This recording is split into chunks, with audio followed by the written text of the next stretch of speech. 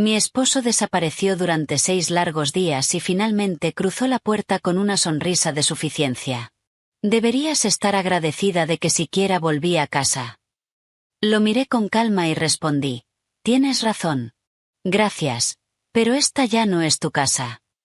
Entonces le entregué el sobre amarillo y observé cómo hasta la última gota de color abandonaba su rostro. Deberías estar agradecida de que siquiera volví a casa.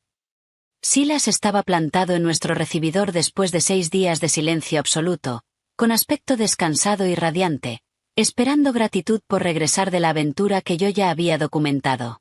Creía que seguía siendo la esposa complaciente que ignoraría una colonia que ella no compró y mentiras sobre congresos que jamás existieron. Se equivocaba. Pero para entender cuán catastróficamente se equivocaba, necesito llevarlos 3 meses atrás, a cuando todavía creía en el matrimonio que pensaba tener. A cuando todavía era Eliza Brennan, la que inventaba excusas para conductas sospechosas y se convencía de que confiar significaba no hacer preguntas incómodas. Antes de descubrir que los cimientos de 12 años juntos se habían estado disolviendo en silencio mientras yo estaba demasiado ocupada manteniendo las apariencias como para notar las grietas. Antes de continuar, quiero agradecerles por estar aquí y compartir estas historias de resiliencia y fortaleza estratégica. Si creen que la traición merece rendición de cuentas y que protegerse a uno mismo importa, consideren suscribirse.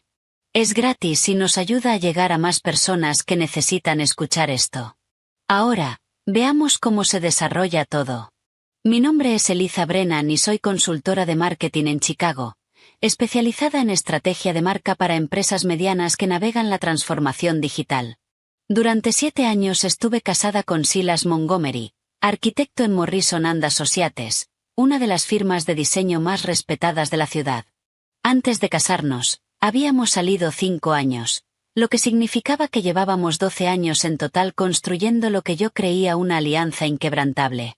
Tiempo suficiente para creer que conoces a alguien por completo. Tiempo suficiente para estar devastadoramente equivocada. Nos conocimos en una producción de teatro comunitario en nuestro barrio, donde yo manejaba la publicidad y él construía la escenografía. Recuerdo haberlo observado trabajar durante los ensayos, la precisión meticulosa con la que medía la madera y ensamblaba las estructuras que se convertirían en el mundo temporal de la obra. Se acercó a mí durante un descanso, todavía con aserrín pegado a la camisa, y me preguntó si quería un café. Hablamos durante 3 horas en una cafetería a 2 cuadras del teatro, dibujando sueños y planes a futuro en servilletas de papel que ambos guardamos durante meses como si fueran reliquias preciadas que marcaban el inicio de algo importante. Aquellos primeros años estuvieron definidos por una lucha hermosa. Silas intentaba establecerse como arquitecto en un mercado brutalmente competitivo, aceptando proyectos que pagaban poco pero fortalecían su portafolio y su reputación. Yo escalaba de consultora junior a estratega senior, trabajando jornadas de 16 horas para demostrar que era indispensable ante clientes que inicialmente cuestionaban si alguien de mi edad podía aportar valor estratégico. Sobrevivíamos a base de comida para llevar y ambición compartida, celebrando pequeñas victorias con champán que apenas podíamos costear y cenas íntimas en nuestro diminuto departamento donde la cocina y la sala ocupaban el mismo espacio de 12 metros cuadrados. Mi madre lo había desaprobado al principio, calificando la carrera de Silas como inestable y cuestionando si un arquitecto podía ofrecer la seguridad que ella había imaginado para mi futuro. Le demostramos que estaba equivocada, juntos. O eso creí en su momento. Para cuando nos casamos, ambos habíamos alcanzado versiones del éxito que se sentían ganadas con esfuerzo y profundamente compartidas. Silas había conseguido su puesto en Morrison & Associates, donde eventualmente ascendió a diseñador senior. Mi práctica de consultoría había crecido hasta el punto de manejar contratos de 6 cifras y rechazar proyectos porque mi agenda no daba para más. Nos mudamos a un condominio de 2 habitaciones con ventanales del piso al techo que daban a la ciudad, un espacio que amueblamos gradualmente con piezas que representaban nuestra estética conjunta. No era lujoso en absoluto, pero sí cómodo e innegablemente nuestro. El condominio se había comprado principalmente con dinero de una herencia que recibí de mi abuela, un detalle que más adelante resultaría legalmente significativo de maneras que no podía haber anticipado durante aquellos años optimistas. Nuestra vida juntos había desarrollado ritmos que parecían la arquitectura de una alianza genuina. Los sábados por la mañana estaban reservados para el mercado de productores cerca de Lincoln Park, donde Silas seleccionaba verduras con la misma atención cuidadosa que aplicaba a los materiales de construcción, mientras yo cargaba las bolsas reutilizables y comentaba sin parar sobre el precio absurdo de la col rizada orgánica. Los viernes por la noche eran noche de película con comida del restaurante tailandés de la esquina. Su elección de película alternaba con la mía en un sistema democrático que habíamos mantenido durante años. Organizábamos cenas donde los amigos nos llamaban regularmente la pareja que hace que el matrimonio parezca fácil. Un cumplido que yo aceptaba con orgullo y que ahora se sentía como evidencia de mi propia ceguera voluntaria. Yo atesoraba sobre todo las pequeñas intimidades. La manera en que Silas leía en voz alta pasajes de revistas de arquitectura mientras yo trabajaba en presentaciones para clientes en la mesa del comedor, compartiendo conceptos de diseño interesantes como si fueran tesoros que quería que yo apreciara. Nuestros chistes internos acumulados y referencias que nos hacían sentir que hablábamos un idioma privado que solo nosotros entendíamos. El silencio cómodo de dos personas que no necesitaban conversación constante para sentirse conectadas. Esos detalles habían constituido mi evidencia de que nuestro matrimonio era sólido, funcional, tal vez incluso envidiable para otros que luchaban con la dinámica de pareja. Los cambios habían comenzado aproximadamente 3 meses antes de aquella confrontación devastadora en la puerta. Sutiles al principio, fáciles de racionalizar por separado, pero formando un patrón que yo había elegido activamente no reconocer como significativo hasta que la evidencia se volvió imposible de ignorar. Silas empezó a despertar más temprano de lo habitual, su alarma de pronto programada a las 5:30 en lugar de las 6:15 que había mantenido durante toda nuestra relación. Pasaba periodos prolongados en el baño con la puerta cerrada, saliendo ya vestido y oliendo a una colonia que yo definitivamente no reconocía. El aroma era caro, distintivo, nada remotamente similar al aftershave de farmacia que había usado durante todos nuestros años juntos. Cuando le pregunté al respecto una mañana de manera casual, mencionó algo vago sobre haber recibido una muestra en una reunión con un cliente. Un detalle demasiado menor para cuestionarlo directamente, pero lo bastante notable como para alojarse en mi memoria. Su comportamiento con el teléfono cambió drásticamente durante ese periodo. El aparato que solía reposar despreocupadamente sobre mesones y mesas de noche se convirtió en una extensión permanente de su cuerpo, siempre boca abajo, siempre al alcance inmediato de su mano. Cuando yo entraba a una habitación donde él estaba escribiendo mensajes o navegando, giraba la pantalla con movimientos que eran apenas un poco demasiado rápidos, apenas un poco demasiado deliberados para ser inconscientes. Su portátil adquirió nuevas contraseñas de protección de la noche a la mañana. Páginas que antes cargaban automáticamente ahora requerían autenticación. Pequeñas fortificaciones digitales que individualmente no significaban nada pero que en conjunto sugerían a alguien construyendo muros metódicamente.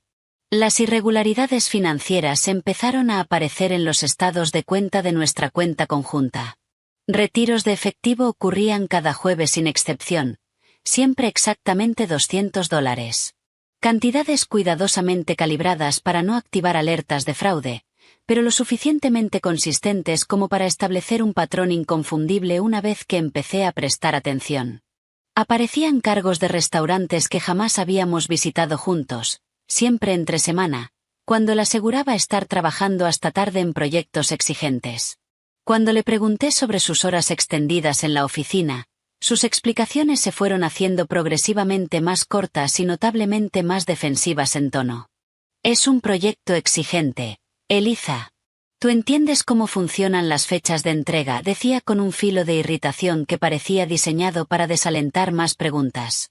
Yo entendía las fechas de entrega a la perfección. Eran centrales en mi propio trabajo de consultoría. Pero las fechas de entrega, en mi experiencia, no solían requerir colonia nueva, comportamiento secreto con el teléfono ni retiros regulares de efectivo que formaran patrones sospechosos. Mi mejor amiga, Clare, notó mi deterioro antes de que yo misma admitiera plenamente el problema. Durante nuestro café mensual en nuestro lugar habitual cerca de Millennium Park, me estudió con la evaluación profesional de alguien que había pasado toda su carrera documentando la disolución de relaciones. Clare era abogada de divorcios, una de las más exitosas de Chicago, y alguien a quien conocía desde la universidad, que me entendía lo suficiente como para reconocer cuando algo fundamental había cambiado en mi vida. Te ves completamente agotada, había dicho, no como observación casual, sino como diagnóstico clínico que exigía explicación. ¿Qué te está pasando realmente? Me encontré confesando detalles que no había planeado conscientemente compartir con nadie.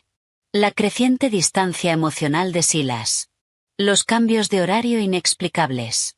La colonia que olía a secretos caros. La vigilancia del teléfono que sugería que estaba protegiendo información que no quería que yo accediera. La sensación creciente de que vivía con alguien que seguía físicamente presente pero que emocionalmente se había mudado a un lugar a donde yo no estaba invitada a seguirlo. Clare escuchó sin juzgar visiblemente, pero vi el reconocimiento cruzar fugaz por su expresión. El reconocimiento profesional de un patrón de comportamiento que había presenciado incontables veces en su práctica legal. Eliza, me he encontrado con esta combinación exacta de comportamientos al menos 1000 veces en mi trabajo, dijo con cuidado, su tono equilibrado con precisión entre amistad personal y observación profesional. No estoy afirmando definitivamente que Silas tenga una aventura. Pero necesito que entiendas que lo que describes representa señales de alerta de manual. Confía en tu instinto. Suele ser acertado, y la mayoría de las personas en realidad saben la verdad mucho antes de estar psicológicamente listas para admitirla conscientemente. No insistió después de plantar esa semilla. Clare entendía intuitivamente que yo necesitaba llegar a la conclusión por mí misma en lugar de que me la impusieran desde fuera. Pero esa noche, acostada junto a Silas mientras él navegaba por su teléfono con la espalda deliberadamente vuelta hacia mí, sentí algo quebrarse audiblemente dentro de mi pecho. No exactamente el corazón rompiéndose, sino más bien los cimientos de mi negación fracturándose bajo el peso acumulado de evidencia que ya no podía racionalizar con éxito. Había estado interpretando el papel de la ignorancia, protegiéndome activamente de una verdad que ya había medio descubierto, y las palabras cuidadosamente elegidas de Clare habían arrancado la última capa protectora de ceguera voluntaria que yo venía manteniendo. La confirmación definitiva llegó un martes por la noche, cuando Silas cometió su primer error operativo significativo. Dejó su portátil abierto sobre la encimera de la cocina mientras se duchaba, cantando una canción de John Mayer que jamás le había escuchado reproducir durante toda nuestra relación. La pantalla brillaba con su bandeja de entrada, y apareció una notificación que reorganizó fundamentalmente mi comprensión de la realidad. Anoche fue increíble. Él no sospecha nada. No puedo esperar a la próxima semana. La remitente era Jennifer Calvel, alguien que Silas había mencionado quizás una docena de veces a lo largo de 3 años como su gerente de proyectos en Morrison & Associates. Competente, había dicho siempre. Profesional, estrictamente laboral, nada más. Mis manos temblaron mientras leía la vista previa repetidamente, esperando desesperadamente haber malinterpretado de alguna forma el significado llano de las palabras que tenía delante, sabiendo con absoluta certeza que no era así. No abrí el correo completo para leer más detalles. No necesitaba ver más. Esas 2 oraciones contenían todo lo necesario para comprender lo que había estado sucediendo. Mi esposo tenía una aventura. La mujer involucrada sabía de mi existencia y encontraba mi ignorancia lo bastante divertida como para referirse a ella directamente. Estaban planeando encuentros futuros con la comodidad casual de un patrón establecido. Cerré el portátil exactamente como lo había encontrado, manteniendo el ángulo preciso y la posición de la pantalla. Mi mente se sentía extrañamente serena a pesar de que mi corazón latía aceleradamente por la adrenalina. Volví a la encimera donde había estado picando verduras para el salteado que habíamos planeado compartir. Tomé el cuchillo que había dejado momentos antes y retomé la tarea mecánica. Cada corte de la hoja contra la tabla marcaba el final de una versión de mi vida y el comienzo de algo que aún no podía visualizar por completo. Cuando Silas salió del baño usando ropa limpia y esa colonia ya identificable, me besó la mejilla con un cariño ensayado que se sentía completamente hueco. El gesto parecía practicado, performativo, una rutina mantenida estrictamente por las apariencias más que por conexión emocional genuina. Preguntó por mi día usando el tono de alguien que cumple una obligación. Respondí con detalles superficiales sobre una presentación para un cliente, mi voz firme a pesar del caos reorganizándose activamente dentro de mi pecho. Nos sentamos a cenar juntos como lo habíamos hecho incontables noches antes. Lo observé comer. Lo observé navegar por su teléfono entre bocado y bocado con naturalidad descarada. Lo observé existir en nuestro supuestamente compartido espacio mientras claramente pensaba en otra persona, en otro lugar, planeando encuentros que me excluían y traicionaban. Sonreí cuando correspondía. Hice preguntas de seguimiento sobre sus fechas de entrega de proyectos que ahora entendía eran parcialmente ficticias. Mantuve la actuación completa de normalidad mientras comprendía con claridad devastadora que estaba sentada frente a un desconocido que simplemente usaba el rostro familiar de mi esposo. Los cimientos no solo habían desarrollado grietas. Se habían disuelto por completo debajo de mí. Y apenas empezaba a comprender el alcance total de lo que ese derrumbe significaba realmente para todo aquello alrededor de lo cual había construido mi vida adulta. La mañana después de descubrir aquel correo, desperté a las 5 y no pude volver a dormirme. Sila seguía respirando profundamente a mi lado, ajeno al hecho de que la mujer acostada junto a él había dejado de ser su esposa en cualquier sentido significativo y se había convertido en algo más parecido a una investigadora documentando la escena de un crimen. Salí de la cama en silencio, preparé un café que no pude saborear y me senté en mi auto frente a una cafetería a 3 cuadras de mi oficina a las 7 de la mañana, mirando fijamente la información de contacto de Clare en la pantalla de mi teléfono. Mi orgullo luchaba violentamente contra mi instinto de supervivencia. Pedirle a mi mejor amiga una recomendación de abogado de divorcio se sentía como anunciar públicamente el certificado de defunción de mi matrimonio, transformar la sospecha privada en realidad irreversible. Una vez hiciera esta llamada, no habría forma de fingir que había malinterpretado ese correo o que existía alguna explicación inocente para la colonia y los cargos de hotel los jueves por la noche. Esta llamada haría oficial la traición, me obligaría a dejar de interpretar el papel de esposa confiada y empezar a prepararme para el papel de exesposa. Pero la alternativa me aterraba más. Confrontar a Sila sin preparación, dejar que la emoción en carne viva guiara mi estrategia, se sentía como entrar a una batalla completamente desarmada mientras mi oponente llevaba meses planificando su campaña. Presioné llamar antes de poder cambiar de opinión. Clare contestó al segundo timbrazo, su voz cálida con la suposición de que era una conversación normal y amistosa. Eliza, hola, ¿todo bien? Necesito una referencia, dije, mi voz más firme de lo que esperaba. Para mí misma. Un abogado de divorcios.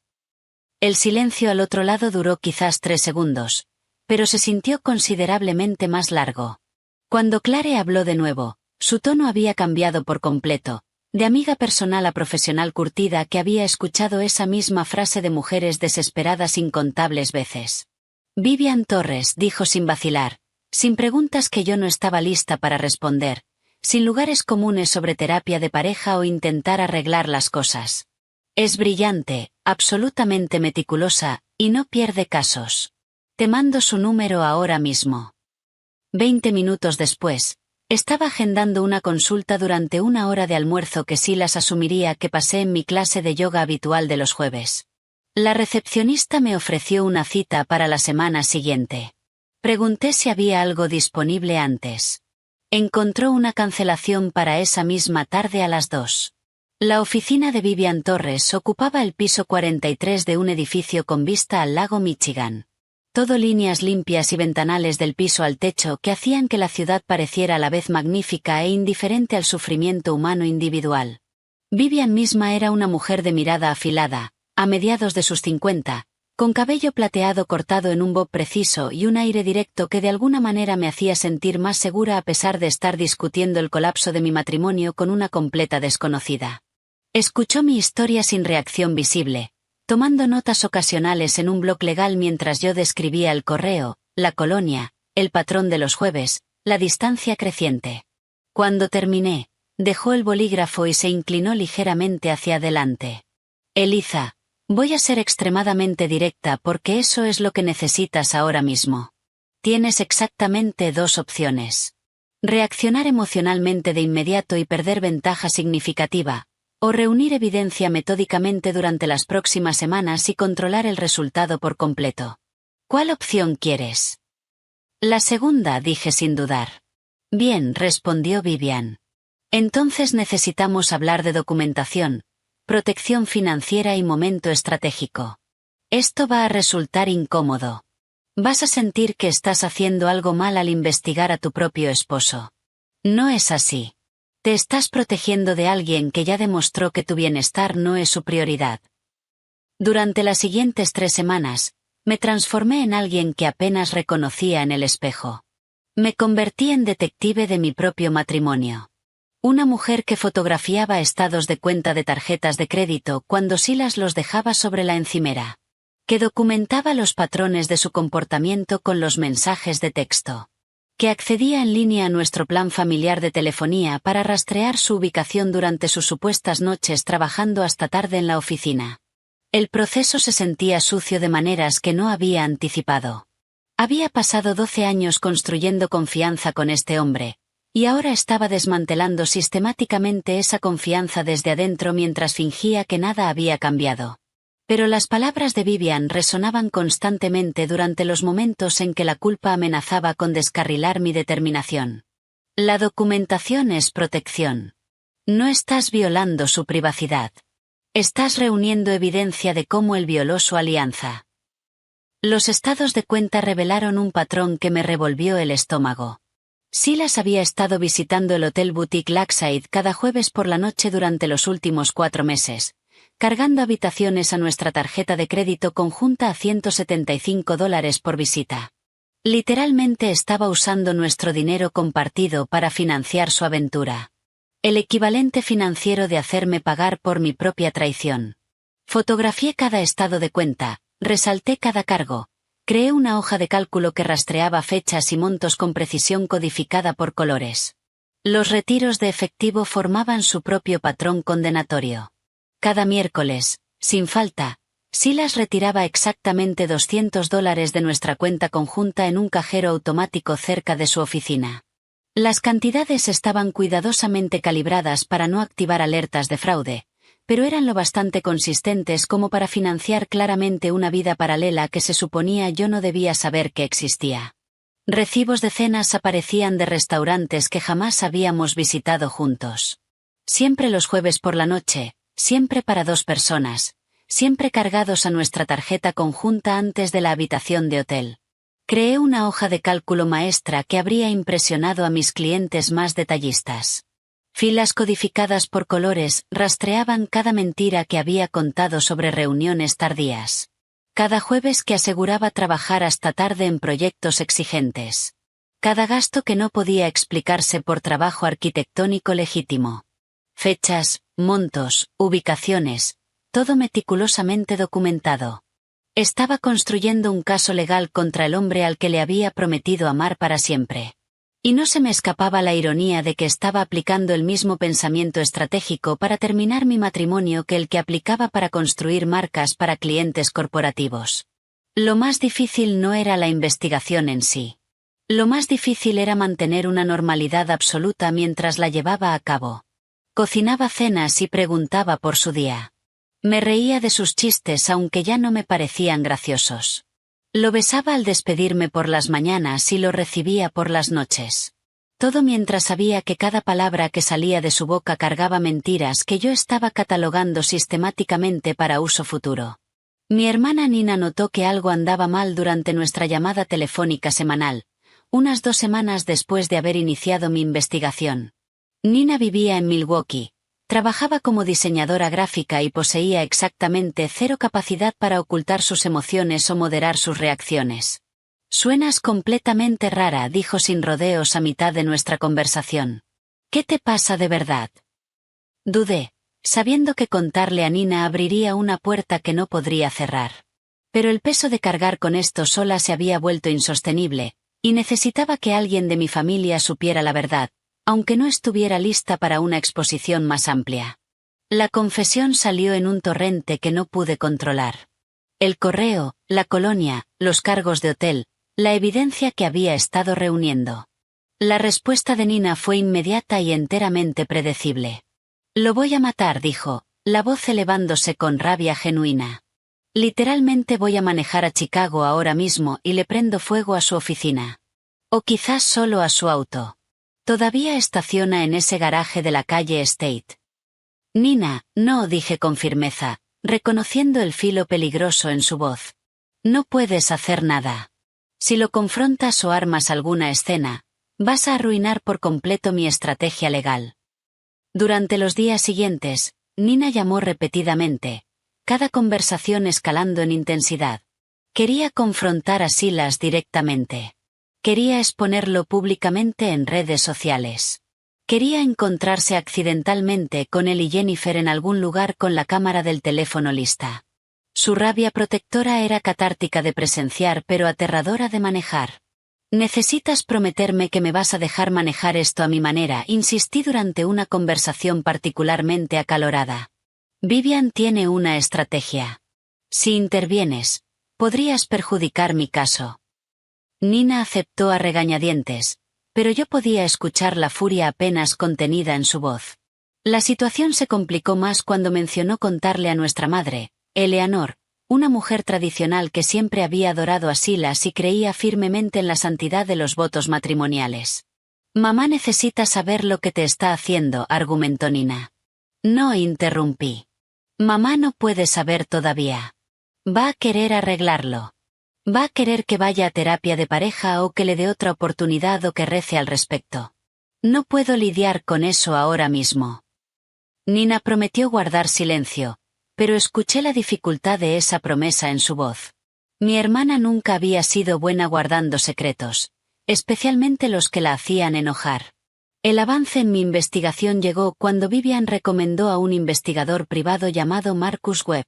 Marcus era un exdetective de la policía de Chicago que había hecho la transición a la investigación privada especializándose en casos maritales. Era caro, requería $2,000 por adelantado, pero Vivian prometió que valía cada centavo. Te conseguirá fotografías, documentación exhaustiva, patrones de comportamiento, todo lo que necesitarás para las negociaciones del acuerdo, explicó. Esto no se trata de castigar a tu esposo. Se trata de asegurarte de tener ventaja. Marcus trabajó durante exactamente 2 semanas siguiendo a Silas durante sus supuestas noches de trabajo y visitas a obras los fines de semana.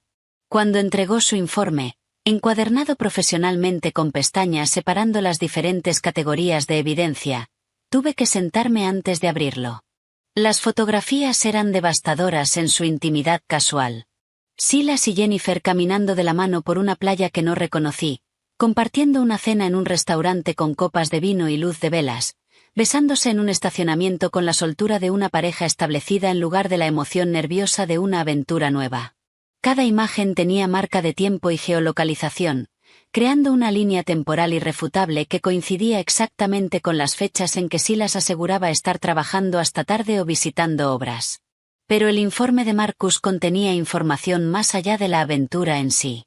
Descubrió que Silas había estado alquilando una cabaña junto al lago a 40 minutos de Chicago durante los últimos 6 meses.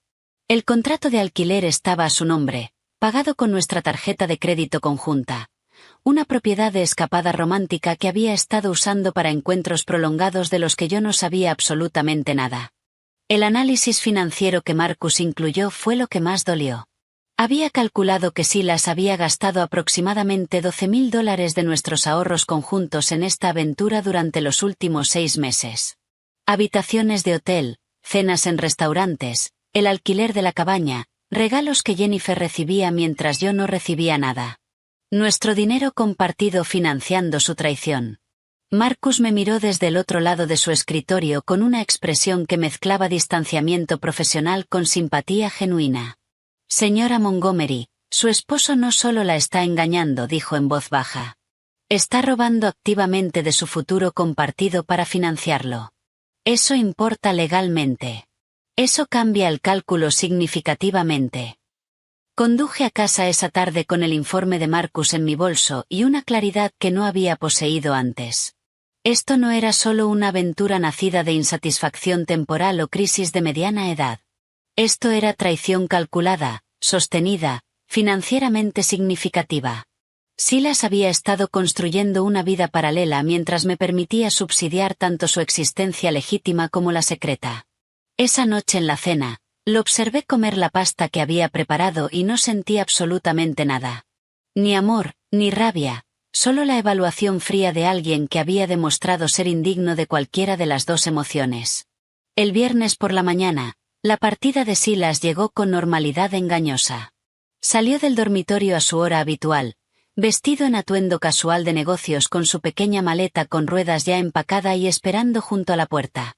Se acercó a mí en la cocina, donde estaba preparando café, y me besó la frente con el mismo cariño ensayado que había desplegado durante meses. Un gesto que ahora se sentía enteramente mecánico.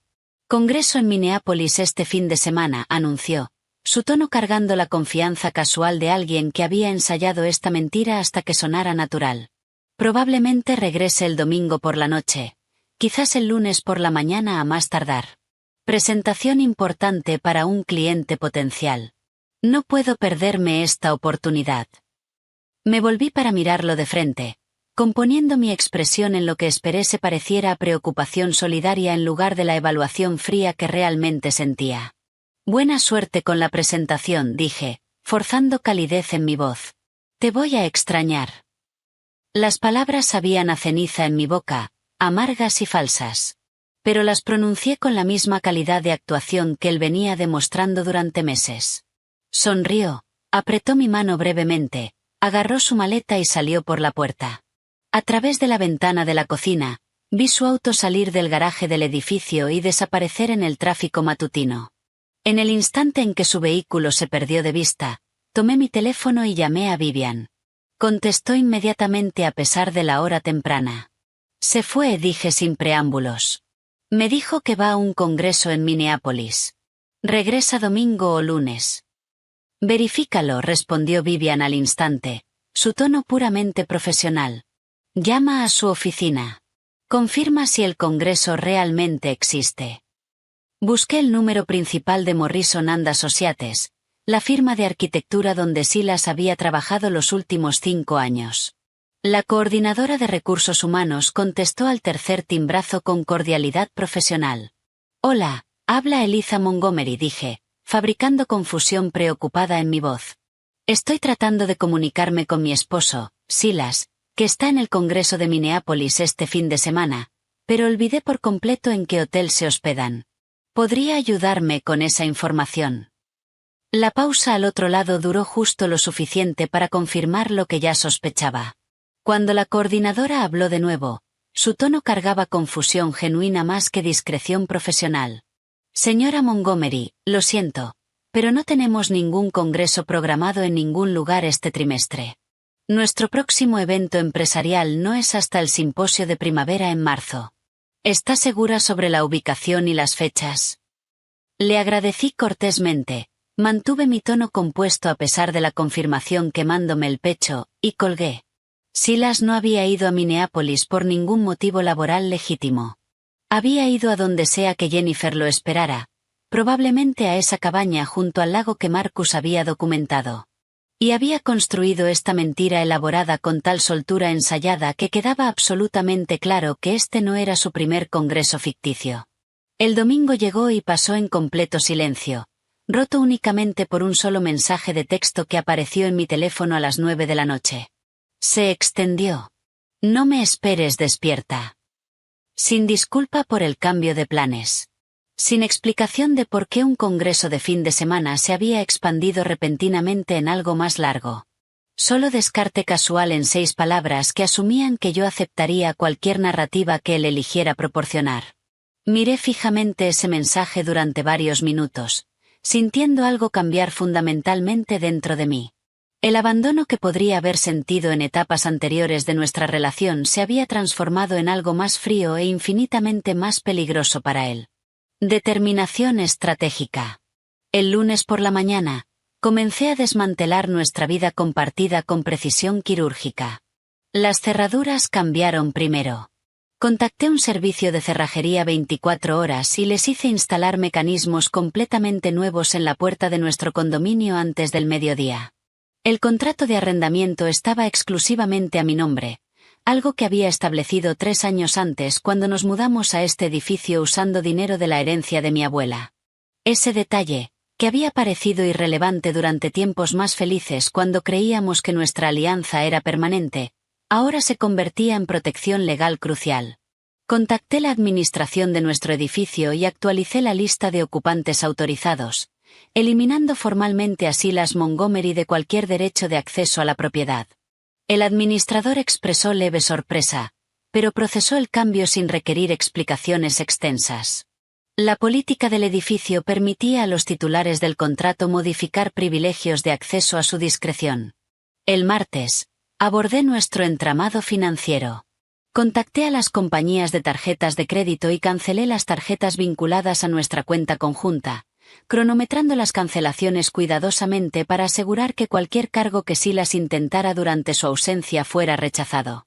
Abrí una nueva cuenta corriente en una institución financiera completamente diferente y redirigí mis ingresos de consultoría, que habían estado financiando la mayoría de nuestros gastos conjuntos durante los últimos 2 años.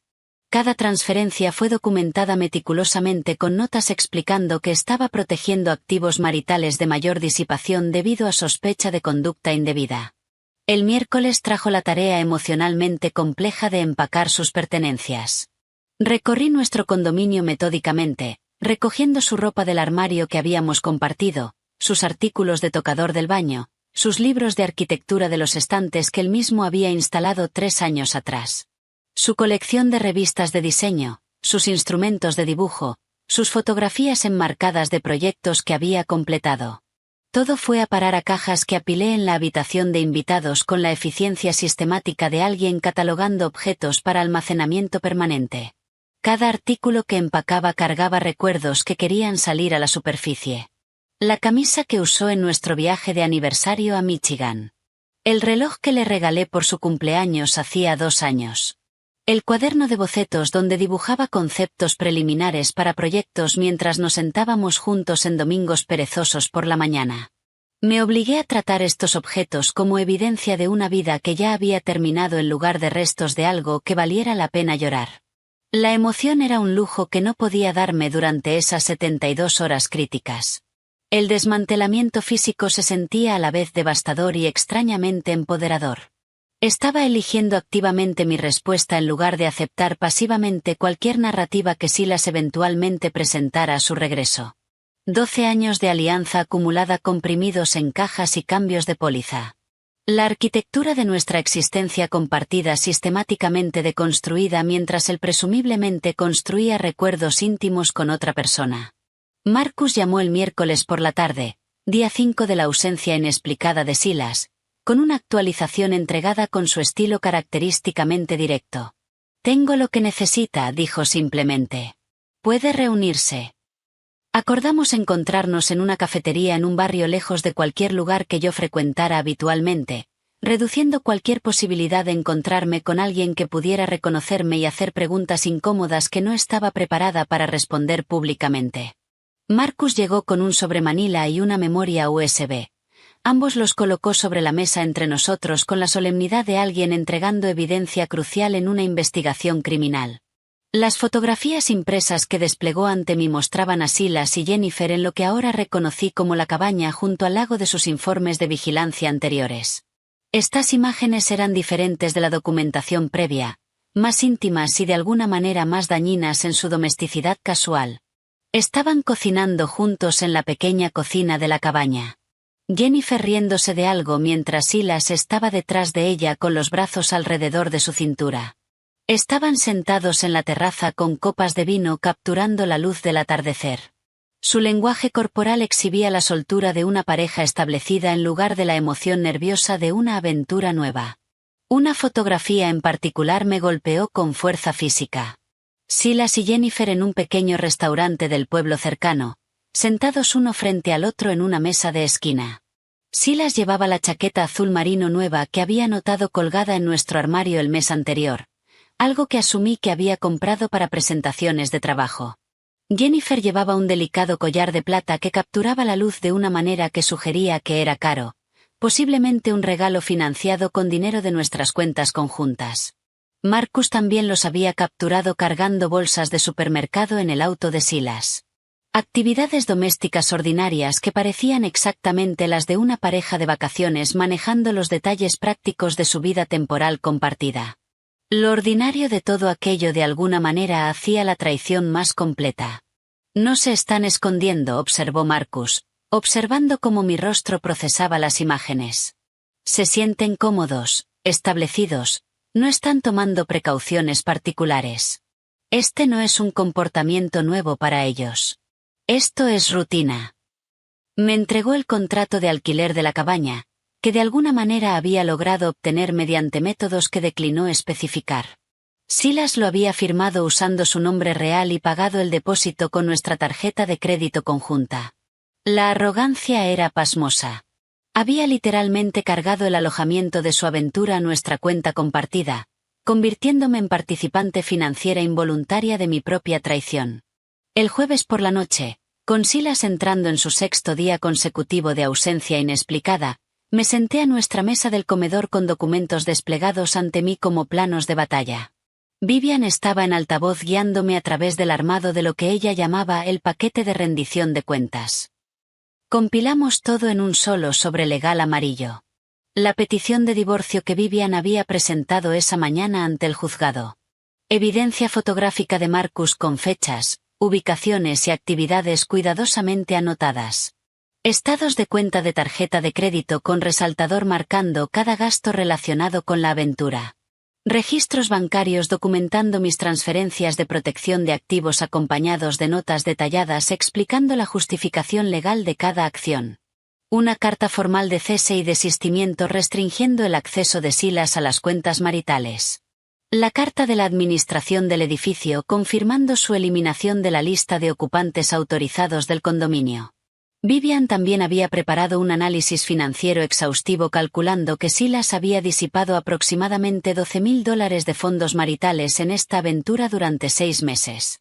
Cargos de hotel, cuentas de restaurantes, el alquiler de la cabaña, regalos, todo desglosado con la precisión de una auditoría forense. Esta documentación se convertiría en pieza central de los argumentos de división de bienes. Este es tu póliza de seguro, explicó Vivian, su voz cargando satisfacción profesional.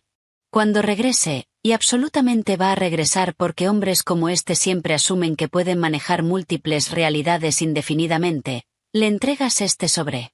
No discutas. No expliques. No te involucres emocionalmente. Solo dáselo y observa cómo su comprensión de la situación se reinicia por completo en tiempo real.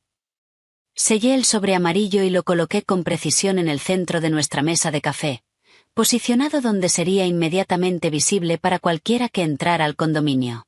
Reposó allí como una mina esperando ser activada, como una bomba con temporizador programado para detonar en el momento en que Silas cruzara la puerta que ya no tenía llaves para abrir. Esa noche, dormí mejor de lo que había dormido en meses. No por felicidad ni satisfacción, sino por el alivio profundo de saber que había convertido el dolor en estrategia y el duelo en protección. Había pasado 6 días construyendo consecuencias, mientras Silas había pasado 6 días creyendo que las consecuencias no le aplicaban a él. El viernes por la noche llegó con el peso de lo inevitable. Había pasado el día trabajando desde casa, intentando concentrarme en presentaciones para clientes mientras mi atención derivaba constantemente hacia el sobre amarillo posicionado con precisión en el centro de la mesa de café. Alrededor de las 6, escuché el sonido inconfundible de una llave intentando girar en una cerradura que ya no la reconocía. El raspado metálico continuó durante varios segundos, la confusión evidente en los intentos cada vez más forzados, y después silencio. 30 segundos más tarde, mi teléfono vibró con un mensaje de texto entrante. Estoy afuera. La cerradura no funciona. Me levanté despacio, tomé el sobre amarillo y caminé hacia la puerta con pasos medidos. A través de la mirilla, observé a Silas de pie en el pasillo con su pequeño bolso de viaje, sin parecerse en nada a un hombre que acababa de pasar 6 días haciendo algo digno de culpa o vergüenza. Su cabello estaba recién cortado, peinado diferente a lo habitual. Llevaba un suéter gris carbón que yo nunca había visto, combinado con jeans que también parecían nuevos. Su apariencia entera sugería a alguien regresando de unas vacaciones rejuvenecedoras en lugar de un engaño prolongado. Tomé un respiro deliberado, estabilicé mis manos alrededor del sobre y abrí la puerta. Verlo parado ahí, viéndose tan absolutamente cómodo e imperturbable, casi fracturó la compostura que había estado construyendo cuidadosamente para este momento exacto. No porque lo extrañara o sintiera afecto residual, sino porque la ausencia total de culpa en su rostro confirmaba todo lo que había llegado a comprender sobre la persona en que se había convertido, o quizás la que siempre había sido debajo de la actuación que confundí con alianza genuina. Su expresión registraba molestia leve en lugar de contrición, como si la cerradura que no funcionaba representara la inconveniencia principal de su velada. Sus ojos encontraron los míos con la naturalidad descarada de alguien que jamás había considerado seriamente que las acciones pudieran generar consecuencias. Entonces pronunció las palabras que cristalizarían permanentemente mi comprensión de cuán completamente nuestras realidades habían divergido. Deberías estar agradecida de que siquiera volví a casa. Honestamente, Eliza, después de la semana que tuve, regresar aquí se siente como un sacrificio. El descaro momentáneamente me robó la capacidad de responder. Había desaparecido durante 6 días consecutivos con una historia fabricada sobre un congreso que no existía. Había pasado ese tiempo en una cabaña junto al lago con su gerente de proyectos, manteniendo la aventura que yo llevaba meses documentando. Y ahora se plantaba en nuestro pasillo enmarcando su regreso como un gesto magnánimo que yo debía recibir con gratitud. Por una fracción de segundo, sentí el impulso profundamente arraigado de complacer, de suavizar la tensión, de priorizar su comodidad sobre mi propia realidad. Ese impulso había sido entrenado en mí a lo largo de años de convivencia donde mantener la paz se había vuelto gradualmente más importante que mantener la verdad. Pero el peso del sobre en mis manos me ancló a la estrategia que Vivian y yo habíamos construido. Tienes razón, dije, manteniendo mi voz nivelada y desprovista de emoción. Gracias por volver a casa. Pero esta ya no es tu casa. Extendí el sobre amarillo hacia él, sosteniéndolo en el espacio entre nosotros como una frontera física que marcaba territorio que él ya no tenía permiso de cruzar. Tu paquete de finiquito anticipado. Todo lo que necesitas saber está adentro. Silas tomó el sobre con la confianza de alguien que todavía creía fundamentalmente que controlaba la narrativa de nuestra relación. Lo rasgó sin particular cuidado, con la misma indiferencia casual que aplicaría al abrir correspondencia rutinaria, y comenzó a escanear la primera página. Observé su rostro transformarse en tiempo real, una clase magistral en la manifestación física de la comprensión que amanece. La confusión apareció primero mientras sus ojos recorrían el lenguaje legal de la petición de divorcio que Vivian había presentado. Luego la comprensión cuando pasó a la segunda página y encontró la primera de las fotografías de Marcus mostrándolo con Jennifer en la cabaña junto al lago. La incredulidad centelleó por sus facciones mientras seguía pasando páginas que documentaban su aventura con marcas de tiempo, ubicaciones geolocalizadas y registros financieros.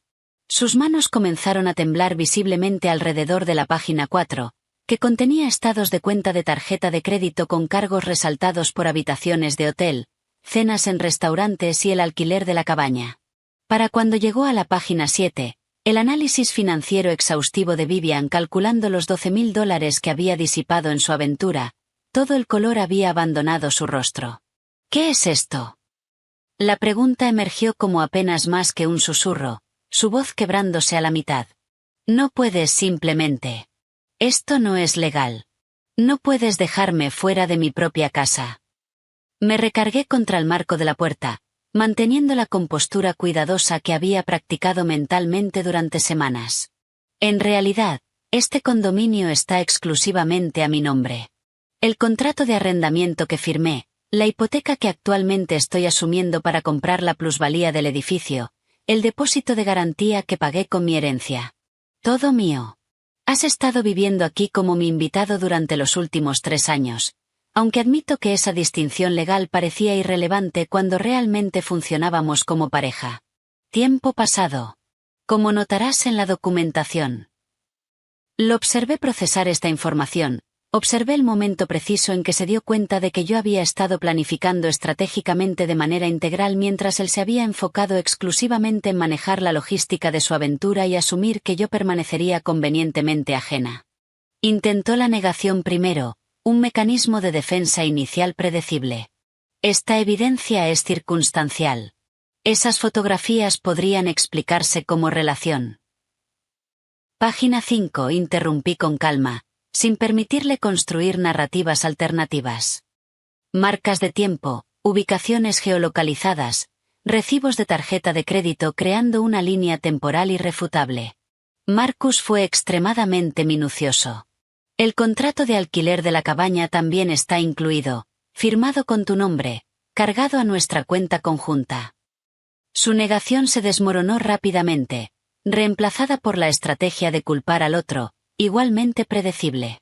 Tú has estado emocionalmente fría y distante durante meses, Eliza. Constantemente priorizando tu trabajo de consultoría sobre nuestra relación. Jennifer simplemente me entendía de maneras que tú aparentemente dejaste de intentar. Ella sí escuchaba cuando hablaba de mis proyectos en lugar de tratar mi carrera como ruido de fondo para tus propias ambiciones. Lo dejé completar la acusación entera sin interrumpir, reconociéndola como el guión estándar de alguien que intenta redistribuir la responsabilidad por decisiones que tomó unilateralmente. Cuando finalmente cayó, respondí con la claridad que había desarrollado a lo largo de semanas procesando su traición. Tú elegiste buscar una aventura en lugar de iniciar una conversación honesta sobre insatisfacción en la relación. Elegiste construir mentiras elaboradas en lugar de irte con integridad. Elegiste gastar $12,000 de nuestro dinero compartido financiando esa aventura mientras me dejabas subsidiar nuestros gastos domésticos legítimos. Cada una de esas decisiones en esa secuencia fue enteramente tuya. Mi única decisión fue determinar cómo responder a tus decisiones. Y elegí documentación sobre devastación, y estrategia sobre sufrimiento. Silas bajó la mirada a los papeles de nuevo, luego la elevó hacia mí, buscando desesperadamente a la versión de mí que solía complacer sus estados de ánimo, que solía perseguirlo buscando reconciliación cuando él se retraía emocionalmente, que solía absorber su insatisfacción y trabajar en arreglar problemas que él nunca había articulado con claridad. Esa mujer ya no existía en ninguna forma a la que él pudiera acceder o manipular. ¿A dónde se supone que vaya?, preguntó, su voz ahora despojada de la arrogancia anterior, reducida a algo más pequeño e inseguro. Esa es una excelente pregunta que debiste haber considerado antes de pasar una semana en una cabaña junto al lago con Jennifer, cargando la escapada romántica entera a nuestra tarjeta de crédito conjunta, respondí con ecuanimidad. Tus pertenencias están empacadas sistemáticamente en la habitación de invitados. Tienes exactamente 1 hora para recogerlas antes de que la seguridad del edificio haga cumplir las restricciones de ocupación detalladas en la carta de administración incluida en tu paquete de documentación. Intentó un último recurso, aferrándose a nuestra historia compartida como si pudiera funcionar de palanca contra la realidad presente. Estuvimos juntos 12 años, Eliza. Eso tiene que significar algo. No puedes simplemente borrar 12 años. Sentí algo retorcerse incómodamente en mi pecho. No por nostalgia ni afecto residual, sino por reconocer su intento de convertir nuestra historia en arma contra mí, de usar los cimientos que habíamos construido como argumento para que yo tolerara su destrucción. Lo significaron todo, dije en voz baja, sosteniendo su mirada. Tiempo pasado. Tú sistemáticamente convertiste esos 12 años en una historia con moraleja sobre dar por sentada una alianza. Felicidades por esa transformación en particular. Di un paso atrás y comencé a cerrar la puerta. Silas inmediatamente puso su mano contra ella, no con agresividad, sino con la energía desesperada de alguien que ve su realidad reestructurarse de maneras que no puede controlar ni negociar. Por favor, ¿podemos simplemente hablar de esto como adultos? ¿Tener una conversación real en lugar de este enfoque legal tan frío? Lo miré a los ojos por última vez, observando el miedo y la confusión allí, sin sentir absolutamente nada más allá de un distante interés clínico en su estado psicológico. Los adultos no desaparecen durante 6 días sin explicación legítima, dije con calma. Los adultos no fabrican congresos ficticios para encubrir aventuras prolongadas. Los adultos no gastan recursos maritales en habitaciones de hotel para relaciones extramatrimoniales. Quería ser tratado como adulto. Te están siendo entregados papeles de divorcio exhaustivos preparados por una abogada experimentada. Esa es la versión adulta de esta conversación. Todo lo demás es solo negociación. Y ya no me interesa negociar con alguien que ha estado operando de mala fe durante meses. Cerré la puerta con finalidad. La cerradura se activó con un clic sólido que se sintió como un punto final, marcando el cierre de un capítulo muy largo y doloroso. A través de la mirilla, observé a Silas permanecer inmóvil en el pasillo durante casi 2 minutos completos, mirando fijamente el sobre amarillo en sus manos como si esperara que se transformara en algo diferente si lo miraba el tiempo suficiente. Eventualmente, giró lentamente hacia el elevador, los hombros visiblemente hundidos bajo el peso de consecuencias que genuinamente nunca imaginó que se materializarían.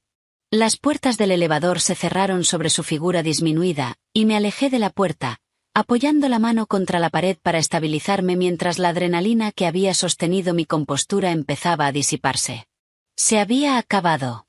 La confrontación que había estado preparando estratégicamente había concluido exactamente como Vivian predijo. El departamento se sentía antinaturalmente silencioso después de que Silas se fue.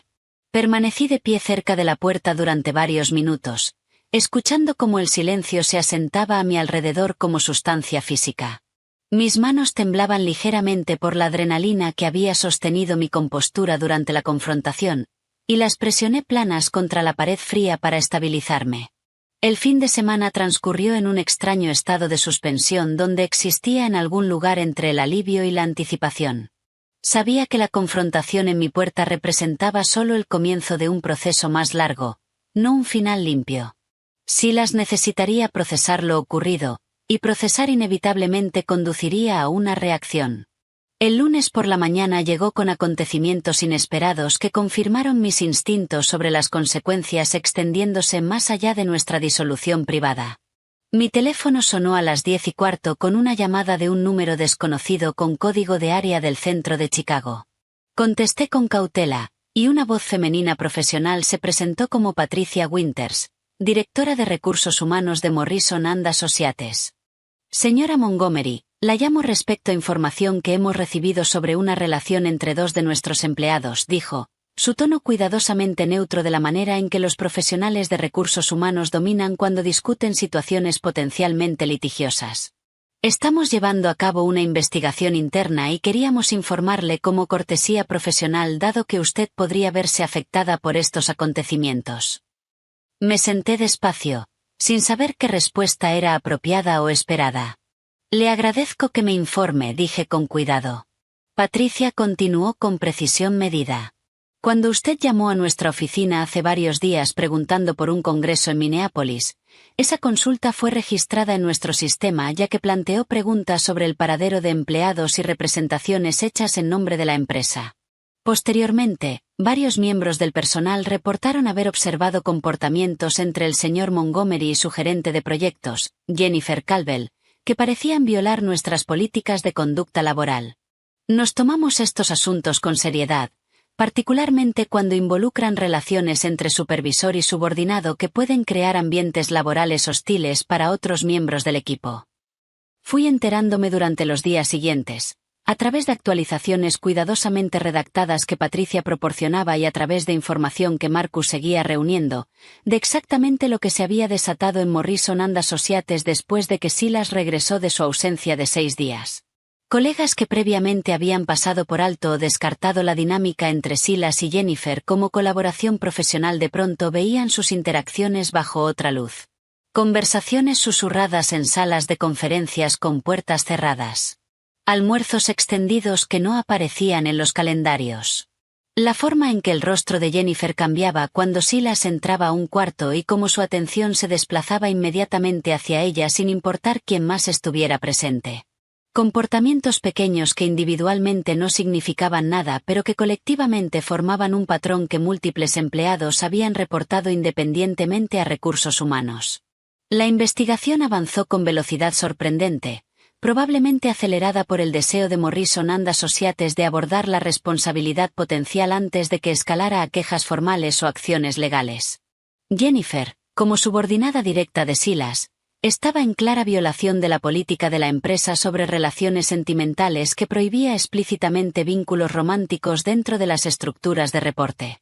En 2 semanas desde el inicio de la investigación, fue transferida a un departamento diferente bajo un diseñador senior diferente, acompañada de una amonestación formal por escrito que permanecería en su expediente.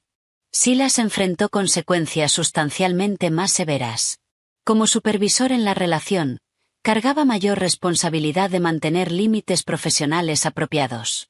Su degradación de diseñador senior a diseñador asociado vino con una reducción salarial correspondiente de aproximadamente 18%. El proyecto de alto perfil de la biblioteca municipal que había estado liderando fue reasignado a otro diseñador senior. Su reputación profesional dentro de la firma, cultivada cuidadosamente durante 5 años, sufrió un daño que requeriría años de reparación, si es que la reparación resultaba posible. Yo no había orquestado ninguna de estas consecuencias. Simplemente llamé a recursos humanos para verificar un congreso, documenté la realidad y permití que esa realidad generara su propio impulso.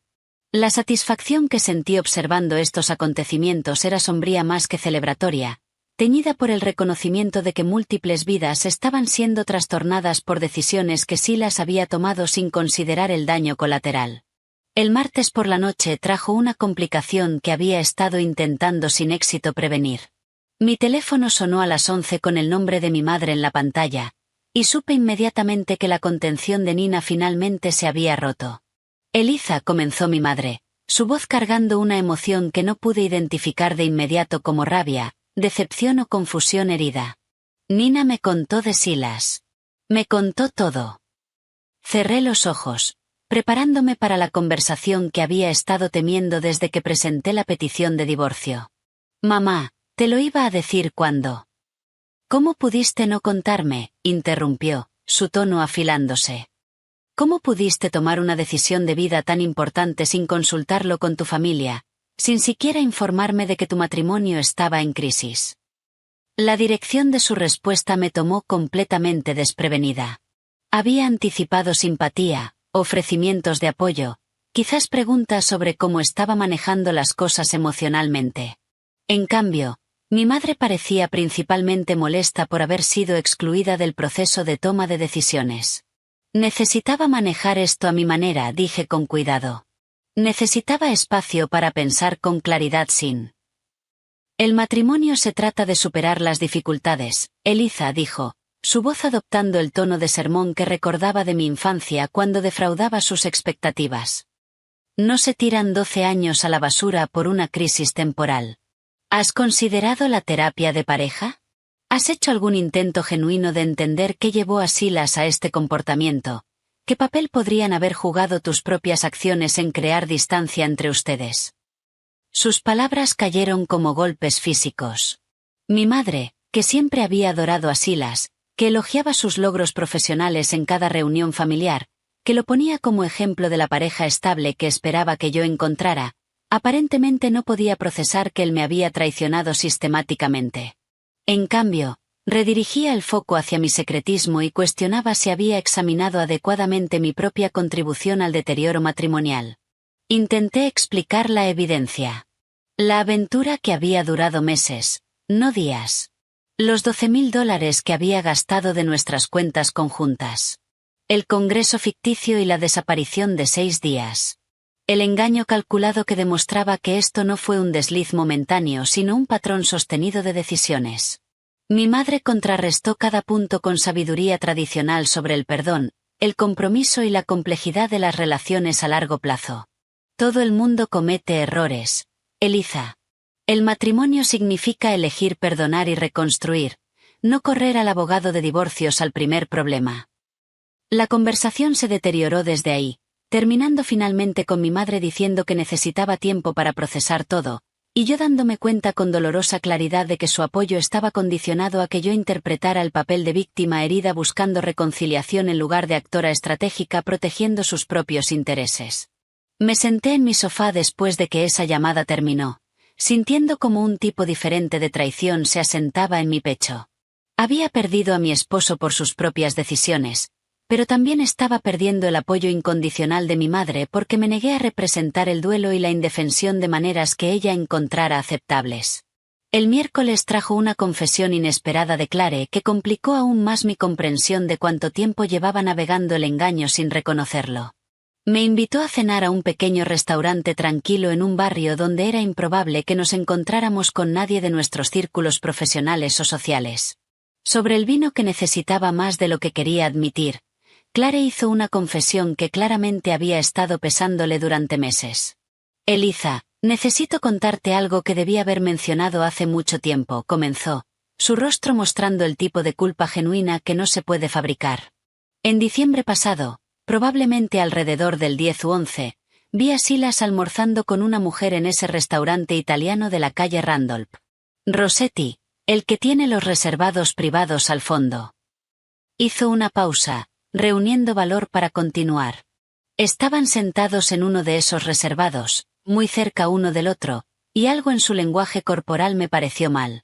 La manera en que se inclinaban el uno hacia el otro, la manera en que ella se reía, la manera en que él la miraba.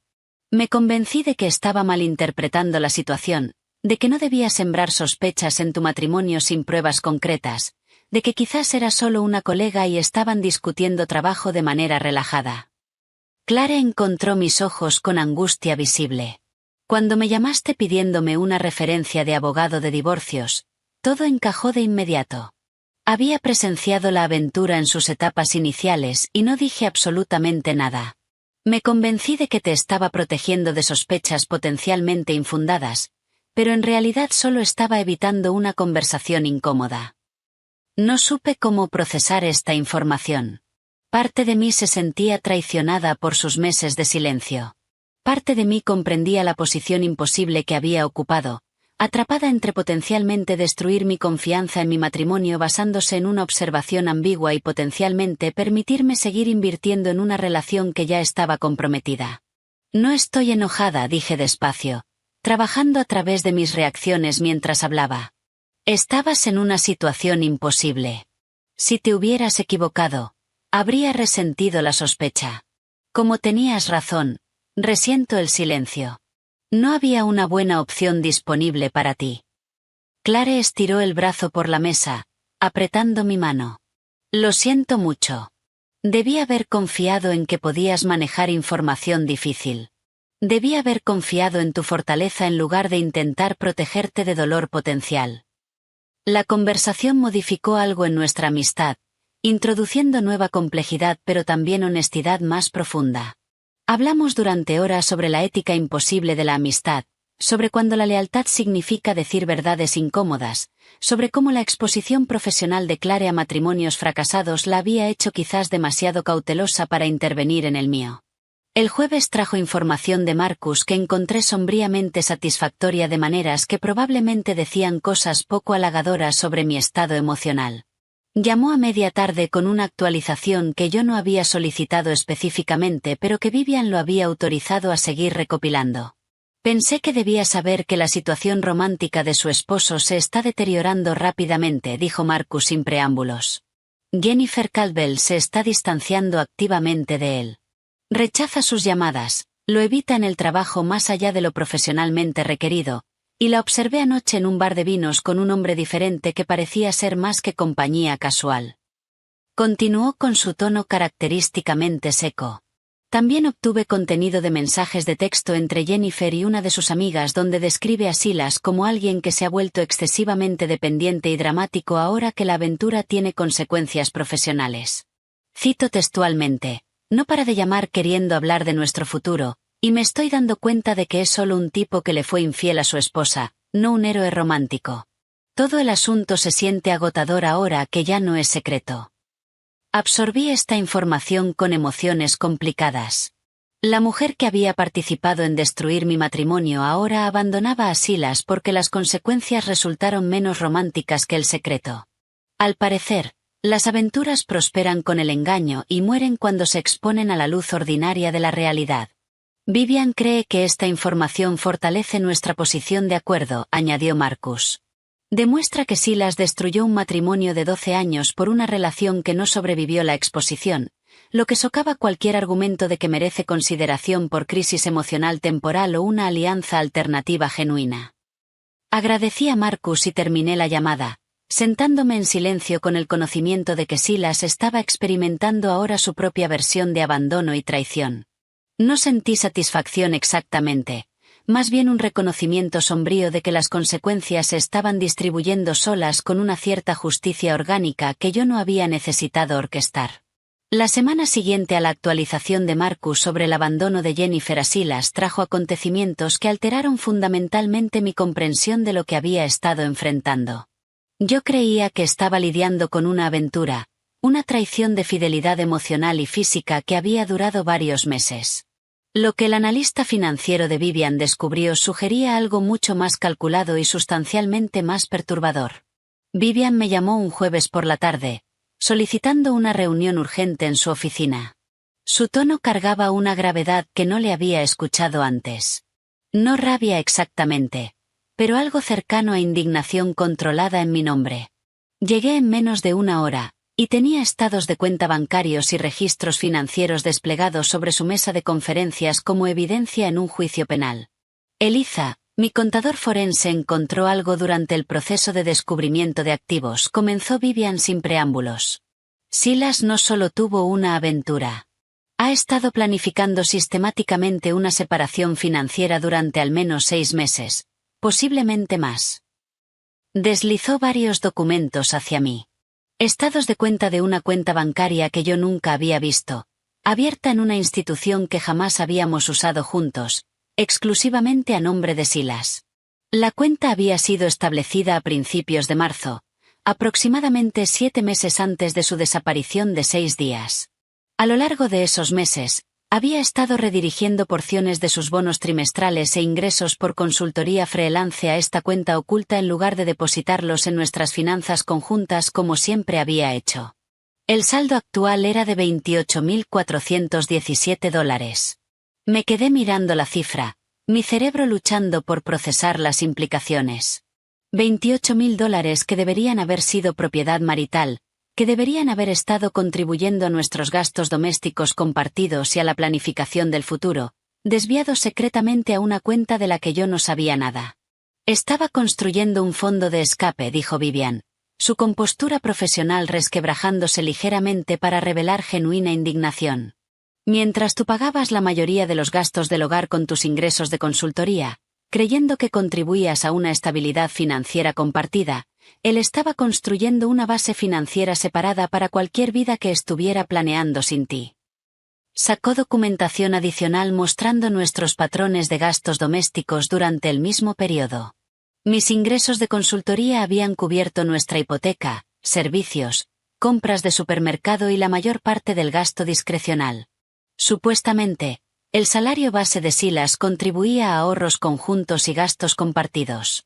Pero el análisis forense revelaba que sus contribuciones reales habían disminuido sustancialmente a partir de marzo mientras su ingreso se había mantenido constante. La diferencia había fluido hacia la cuenta oculta. Esto no es infidelidad impulsiva, continuó Vivian. Esto es planificación financiera calculada para el abandono. La aventura con Jennifer no fue una crisis ni un quiebre temporal. Fue su audición para una nueva vida que había estado preparándose metódicamente para financiar con dinero que robó de su sociedad marital. La revelación reestructuró todo lo que había comprendido sobre la línea temporal y la naturaleza de su traición. La cabaña junto al lago, las cenas caras en restaurantes, los regalos que Jennifer recibía. Todo financiado con dinero que él desvió de nuestro futuro compartido mientras me permitía subsidiar su existencia diaria. No solo había sido infiel. Había estado robando sistemáticamente de nuestra alianza para financiar su escape de ella. Conduje a casa desde la oficina de Vivian en un estado de furia gélida que se sentía cualitativamente diferente de cualquier cosa que hubiera experimentado durante las semanas anteriores. La traición de fidelidad era devastadora. La traición de confianza era profundamente dolorosa. Pero este nivel de engaño financiero calculado se sentía como una categoría completamente diferente de violación. El día siguiente trajo información de Marcus que añadió otra dimensión a mi comprensión de quién era realmente Silas debajo de la actuación que confundí con autenticidad genuina.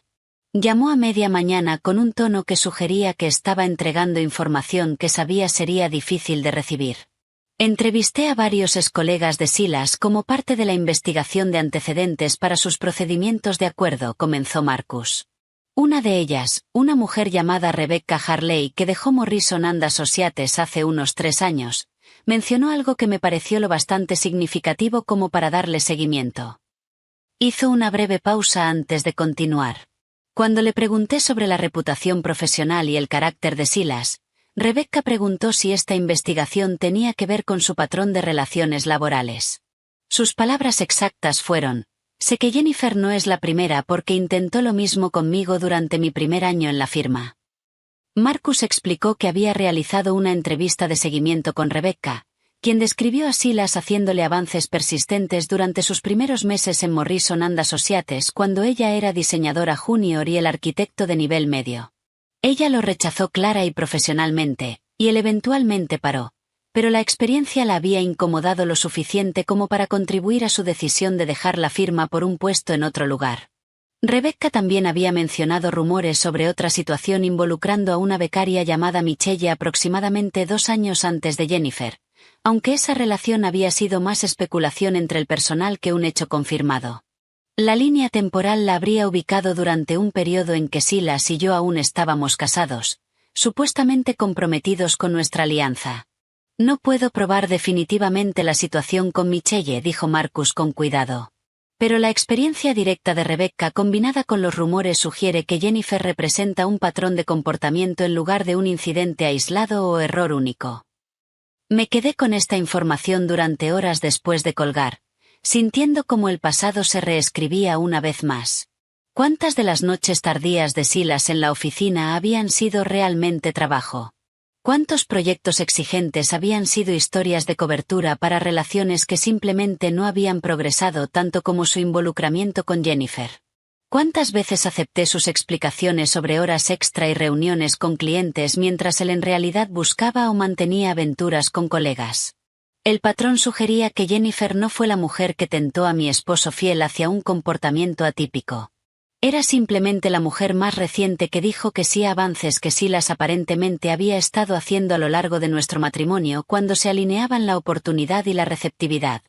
Vivian incorporó esta información en nuestra estrategia de acuerdo, usándola para demostrar engaño sistemático en lugar de un único error de juicio que pudiera ameritar indulgencia o consideración de circunstancias atenuantes. La narrativa pasó de esposo que cometió un error durante un periodo difícil a esposo que mantuvo un patrón de infidelidad y engaño a lo largo del matrimonio. El domingo por la tarde trajo una conversación inesperada y dolorosa con Nina que añadió otra capa más a mi comprensión de cuán extensamente Silas había manipulado a las personas a su alrededor para aislar sus engaños.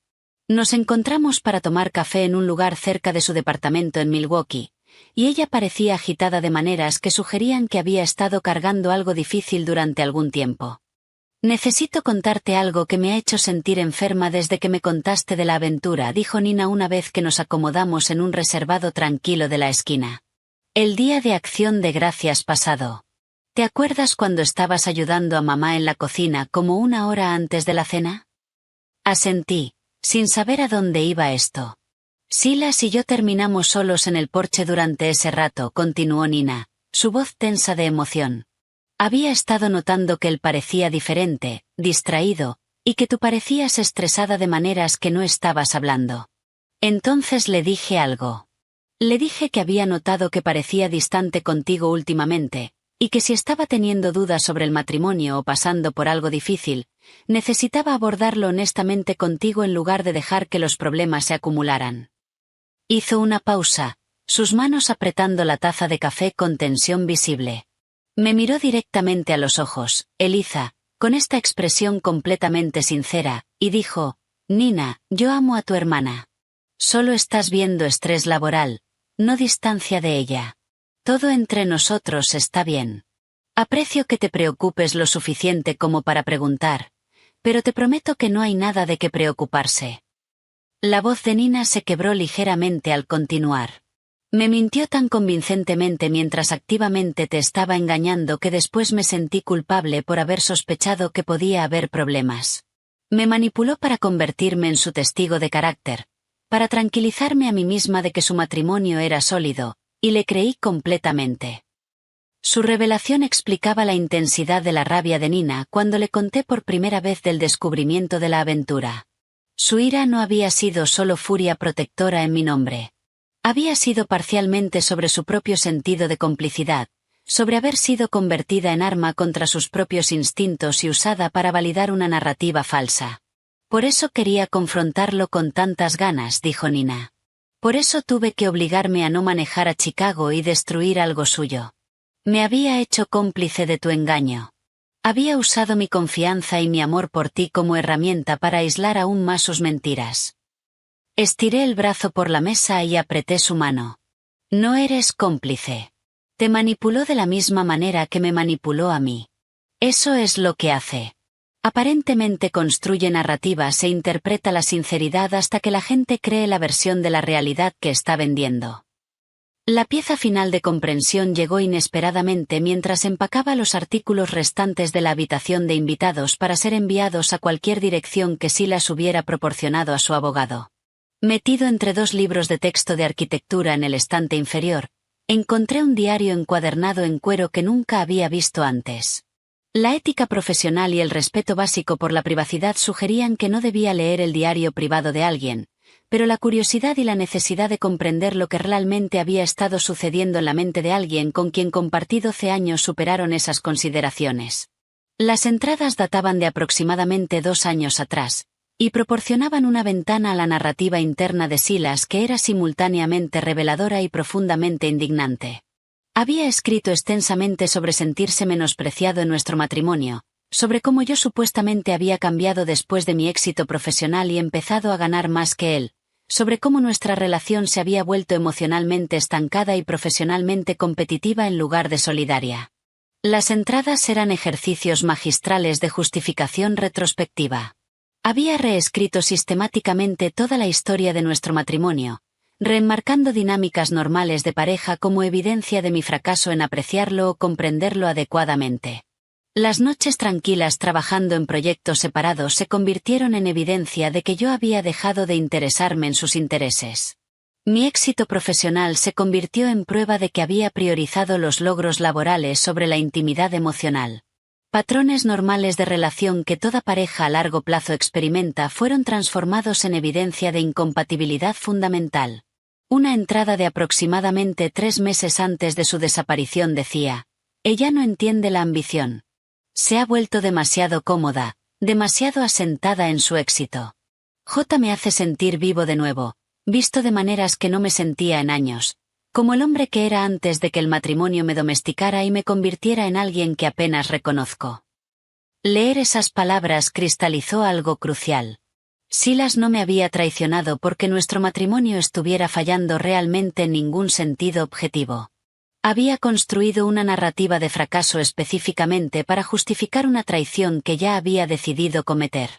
El diario era evidencia de alguien reescribiendo la historia para absolverse de la responsabilidad de destruir algo que en realidad había sido funcional, si bien imperfecto, de las maneras en que todas las relaciones a largo plazo inevitablemente lo son. Fotografié las páginas relevantes con cuidado y se las envié a Vivian, quien respondió en menos de 1 hora que esta documentación sería invaluable para demoler cualquier argumento que el abogado de Silas pudiera intentar hacer sobre deterioro marital o responsabilidad compartida por la disolución de la relación. Esa noche, sentada en mi condominio, rodeada de la evidencia de un engaño sistemático que se extendía mucho más allá de una simple aventura, sentí algo cambiar en mi pecho. La conmoción y el dolor que habían caracterizado mis respuestas iniciales al descubrir su infidelidad se habían transformado en algo más frío y clarificador. Comprendía ahora exactamente quién era Silas Montgomery debajo de la actuación que había mantenido durante 12 años. Alguien capaz de engaño elaborado y sostenido. Alguien que reescribía la realidad para servir sus propias necesidades narrativas. Alguien que convertía la confianza en arma y manipulaba a las personas que lo querían para aislar sus traiciones. Y comprendía con absoluta claridad que protegerme de esa persona había sido la decisión más importante que podía haber tomado. La conferencia de conciliación fue programada para un martes por la mañana a principios de noviembre, aproximadamente 6 semanas después de que le entregué a Silas la petición de divorcio en la puerta de nuestro condominio. Las semanas intermedias habían sido consumidas por preparación de documentos, descubrimiento financiero y la construcción metódica del caso legal que determinaría cómo nuestra alianza de 12 años sería formalmente disuelta. Llegué al juzgado 45 minutos antes, encontrándome con Vivian en el vestíbulo donde revisó nuestra estrategia una última vez. Llevaba 2 portafolios de cuero conteniendo documentación organizada de todo lo que habíamos reunido. La evidencia fotográfica de Marcus. Los registros financieros demostrando disipación y ocultamiento de activos. Las entradas del diario que había fotografiado. El testimonio de Rebecca Harley sobre el patrón de relaciones laborales de Silas y los hallazgos de la investigación interna de Morrison & Associates. Recuerde que las conferencias de conciliación están diseñadas para evitar juicio, instruyó Vivian mientras subíamos en el ascensor al 4º piso. La jueza Reeves escuchará ambas partes y presionará hacia una resolución. Su trabajo es mantenerse serena sin importar lo que Silas o su abogado digan. Déjeme manejar todas las respuestas sustantivas. La sala de conferencias era agresivamente institucional.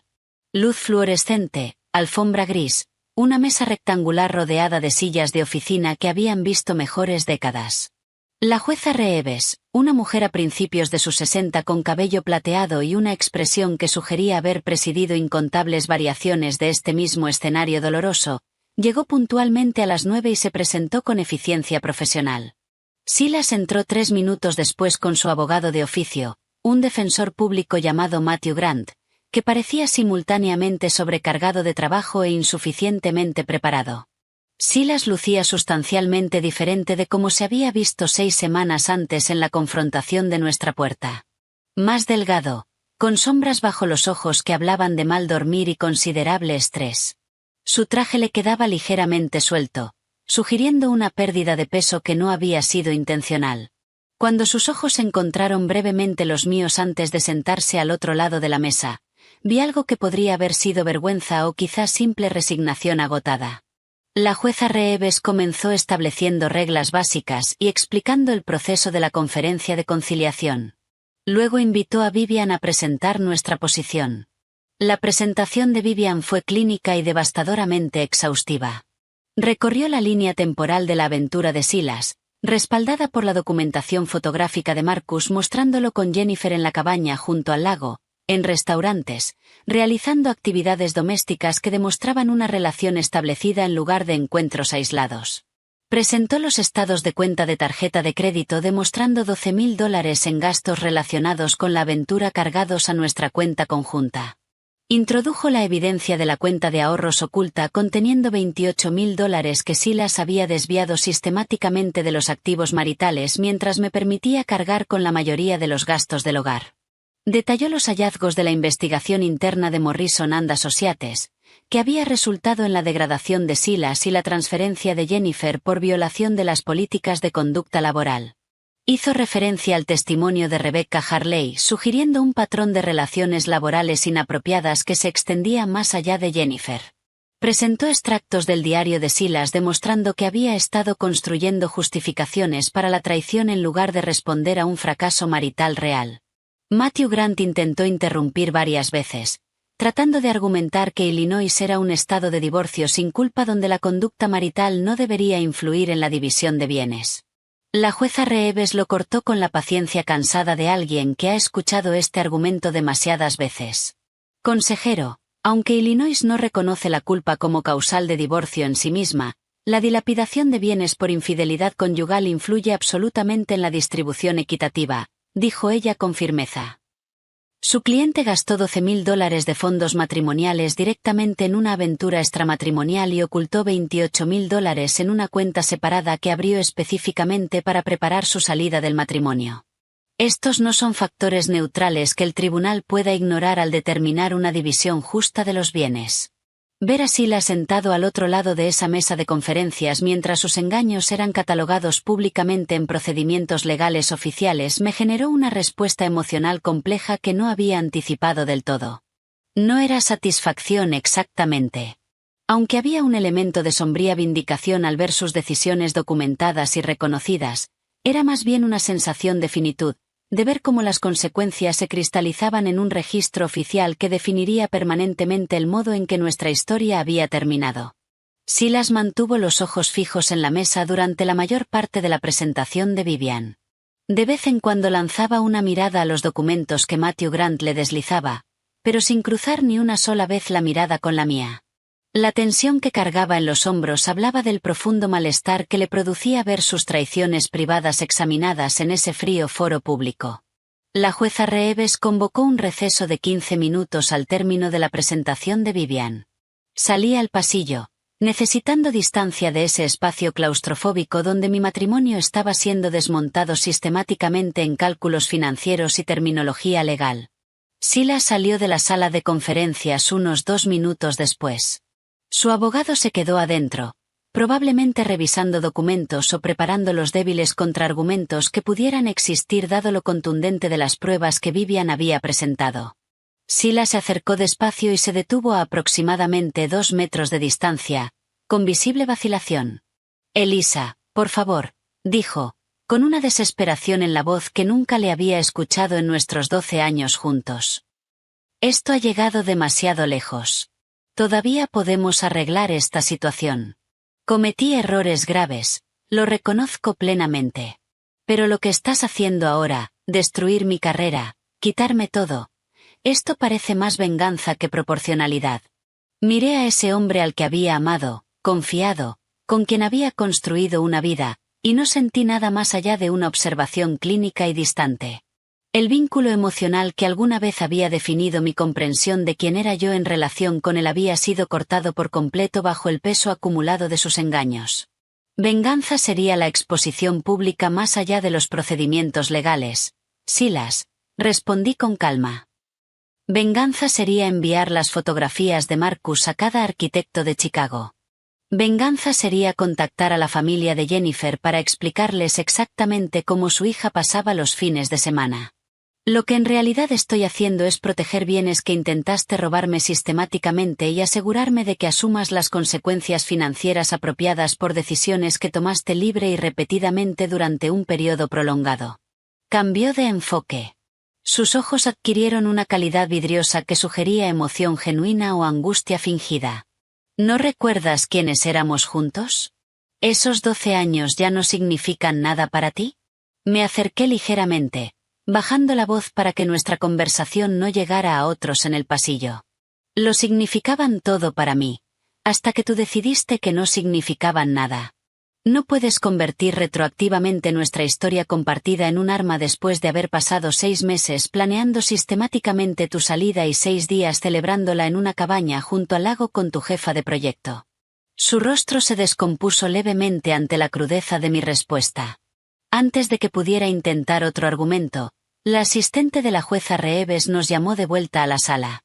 Los términos del acuerdo final fueron entregados con la eficiencia burocrática que reduce 12 años de vida en común a 15 minutos de lenguaje jurídico. Conservé la propiedad plena del apartamento y la hipoteca que yo había estado pagando. Silas no recibió participación alguna en el patrimonio, porque la jueza Reeves determinó que su conducta conyugal había dilapidado un valor equivalente. Recibí el 68% de nuestros ahorros conjuntos restantes, calculado sumando al saldo actual los $12,000 que él había gastado en gastos relacionados con la aventura y los $28,000 que había ocultado en la cuenta secreta, para luego dividirlos proporcionalmente considerando mis contribuciones financieras sustancialmente mayores durante los 3 años anteriores. Silas conservó sus pertenencias personales, su vehículo y sus cuentas de jubilación, salvo la porción asignada a mí en representación de los años en que yo había sostenido económicamente su carrera durante periodos de inestabilidad laboral. La jueza Reeves determinó que no correspondía manutención conyugal en ninguna dirección, dado que ambos habíamos sido profesionales autosuficientes con ingresos comparables durante la mayor parte del matrimonio. La disolución completa de nuestra sociedad legal quedó articulada y formalizada en menos tiempo del que normalmente nos llevaba a elegir un restaurante para cenar. Matthew Grant le ofrecía así las reconfortantes palabras en voz baja de que aquello representaba el mejor resultado posible dadas las circunstancias, lo cual reconocí como el eufemismo legal que significa que no había tenido absolutamente ningún margen para negociar mejores condiciones. Firmé el acuerdo con pulso firme. Cada firma funcionaba como una puntuación, marcando el final definitivo de un capítulo muy largo y cada vez más doloroso. Silas firmó con manos que temblaban visiblemente mientras su abogado lo guiaba pacientemente por cada línea de firma requerida. De pie en los escalones del juzgado, con el viento otoñal cortando a través de mi abrigo, sentí que algo se desplazaba en mi pecho. No era alegría ni triunfo, sino el alivio de un peso que había cargado durante meses. Vivian estaba a mi lado, con la satisfacción profesional evidente en su expresión. Lo ejecutaste a la perfección, dijo, y comprendí que me estaba ofreciendo una evaluación profesional, no un consuelo personal. Documentaste de manera exhaustiva, te protegiste financieramente y no permitiste que la emoción comprometiera la estrategia. Por eso el acuerdo te favoreció de forma tan decisiva. Observé a Silas salir por la entrada del juzgado a unos 6 metros de distancia. Matthew Grant le hablaba en tonos demasiado bajos para escuchar mientras Silas miraba hacia ningún lugar en particular. Parecía más pequeño de algún modo, físicamente disminuido por el reconocimiento oficial de sus decisiones y sus consecuencias.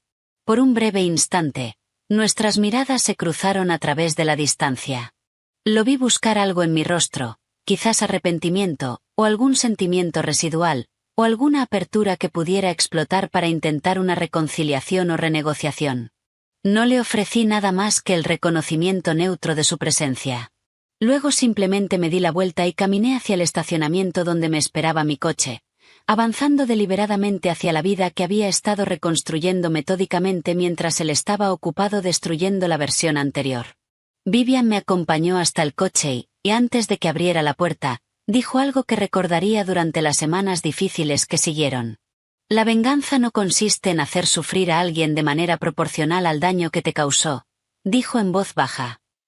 Consiste en asegurarte de que tú ya no sufras más. Eso es exactamente lo que acabas de lograr. Me alejé del juzgado comprendiendo que, si bien la disolución legal estaba completa, el procesamiento emocional continuaría por algún tiempo. Pero los cimientos estaban establecidos. Me había protegido cuando la protección era necesaria, había respondido al caos con estrategia en lugar de histeria y me había asegurado de que las consecuencias recayeran donde legítimamente correspondían. El trayecto de vuelta a casa desde el juzgado se sintió diferente a cualquier viaje que hubiera hecho en los 6 meses anteriores. La disolución legal estaba completa, formalizada mediante firmas y aprobación judicial que transformaron 12 años de vida en común en un hecho histórico antes que en una realidad presente. El peso que había cargado desde que descubrí aquel correo en el portátil de Silas se había aliviado parcialmente, reemplazado por algo que se sentía, de manera tentativa, como el comienzo de la paz. El apartamento al que regresé esa noche todavía guardaba rastros de nuestra vida compartida, pese a los cambios que había implementado durante su ausencia de 6 días. En las semanas siguientes emprendí una transformación más exhaustiva que convertiría ese espacio de museo de recuerdos en algo que reflejara únicamente mi propia estética y mis propias prioridades. La pintura comenzó el primer fin de semana después de la conferencia de acuerdo. Al principio había pensado contratar pintores. Los presupuestos me parecieron razonables hasta que sopesé el valor terapéutico de hacer el trabajo físico yo misma. Los beiges y grises neutros que Silas había insistido en llamar opciones sofisticadas y favorables para la reventa desaparecieron bajo los colores que yo había querido durante años, pero para los que nunca había abogado con suficiente fuerza como para imponerlos sobre sus preferencias. Verde azulado profundo en el salón, un tono que atrapaba la luz de los ventanales de suelo a techo de maneras que variaban a lo largo del día. Terracota cálida en el dormitorio, creando una atmósfera que invitaba al descanso en lugar de evocar esterilidad. Verde salvia suave en lo que había sido nuestra habitación compartida y que ahora se convertía en un estudio dedicado exclusivamente a mí. Cada pared que pintaba se sentía como recuperar territorio que había ido cediendo gradualmente durante años de compromisos que, de algún modo, siempre se habían inclinado hacia sus preferencias en lugar de representar una negociación genuinamente equitativa. El esfuerzo físico resultó inesperadamente terapéutico. El movimiento repetitivo del rodillo sobre las superficies dejaba espacio a la mente para procesar emociones que había estado reprimiendo durante las fases estratégicas de documentación y gestión legal. Los cambios de muebles llegaron de forma natural. El sofá seccional moderno que Silas adoraba, y que yo siempre había encontrado agresivamente incómodo sin haberlo dicho nunca con suficiente claridad como para evitar su compra, fue donado a una organización benéfica que amuebla apartamentos para familias que salen de situaciones de desamparo. La mesa de comedor de cristal que mostraba cada huella dactilar y cada marca de agua, exigiendo un mantenimiento constante del que yo había acabado haciéndome cargo en solitario, fue reemplazada por una mesa de madera maciza comprada en una venta de herencia que tenía su propia historia y no requería más cuidado que una limpieza normal. Compré un sillón de lectura de cuero antiguo en una tienda de consignación de un barrio que nunca había explorado durante el matrimonio, y lo coloqué junto a la ventana por donde entraba la luz de la mañana con mayor generosidad. Ese sillón se convirtió en mi rincón favorito de todo el apartamento, un lugar específicamente reservado para las mañanas tranquilas con café y libros, actividades que no requerían adaptar los tiempos de nadie más. Las estanterías se fueron llenando poco a poco con títulos que había querido leer durante años, pero que de algún modo nunca había llegado a priorizar en la época en que mantener un matrimonio consumía una energía cuyo gasto yo no había llegado a reconocer del todo. Colgué fotografías de viajes en solitario que había hecho antes de conocer a Silas, recordatorios visuales de que yo había existido plena e independientemente antes de esa unión y seguiría existiendo plenamente después de su disolución. La transformación del espacio físico acompañó una transformación paralela de los vínculos sociales que habían quedado descuidados o debilitados durante los años del matrimonio. Clare y yo navegamos la complicada nueva dinámica que nuestra amistad había adquirido tras su confesión de haber visto a Silas con Jennifer meses antes de que yo confirmara la aventura por mi cuenta.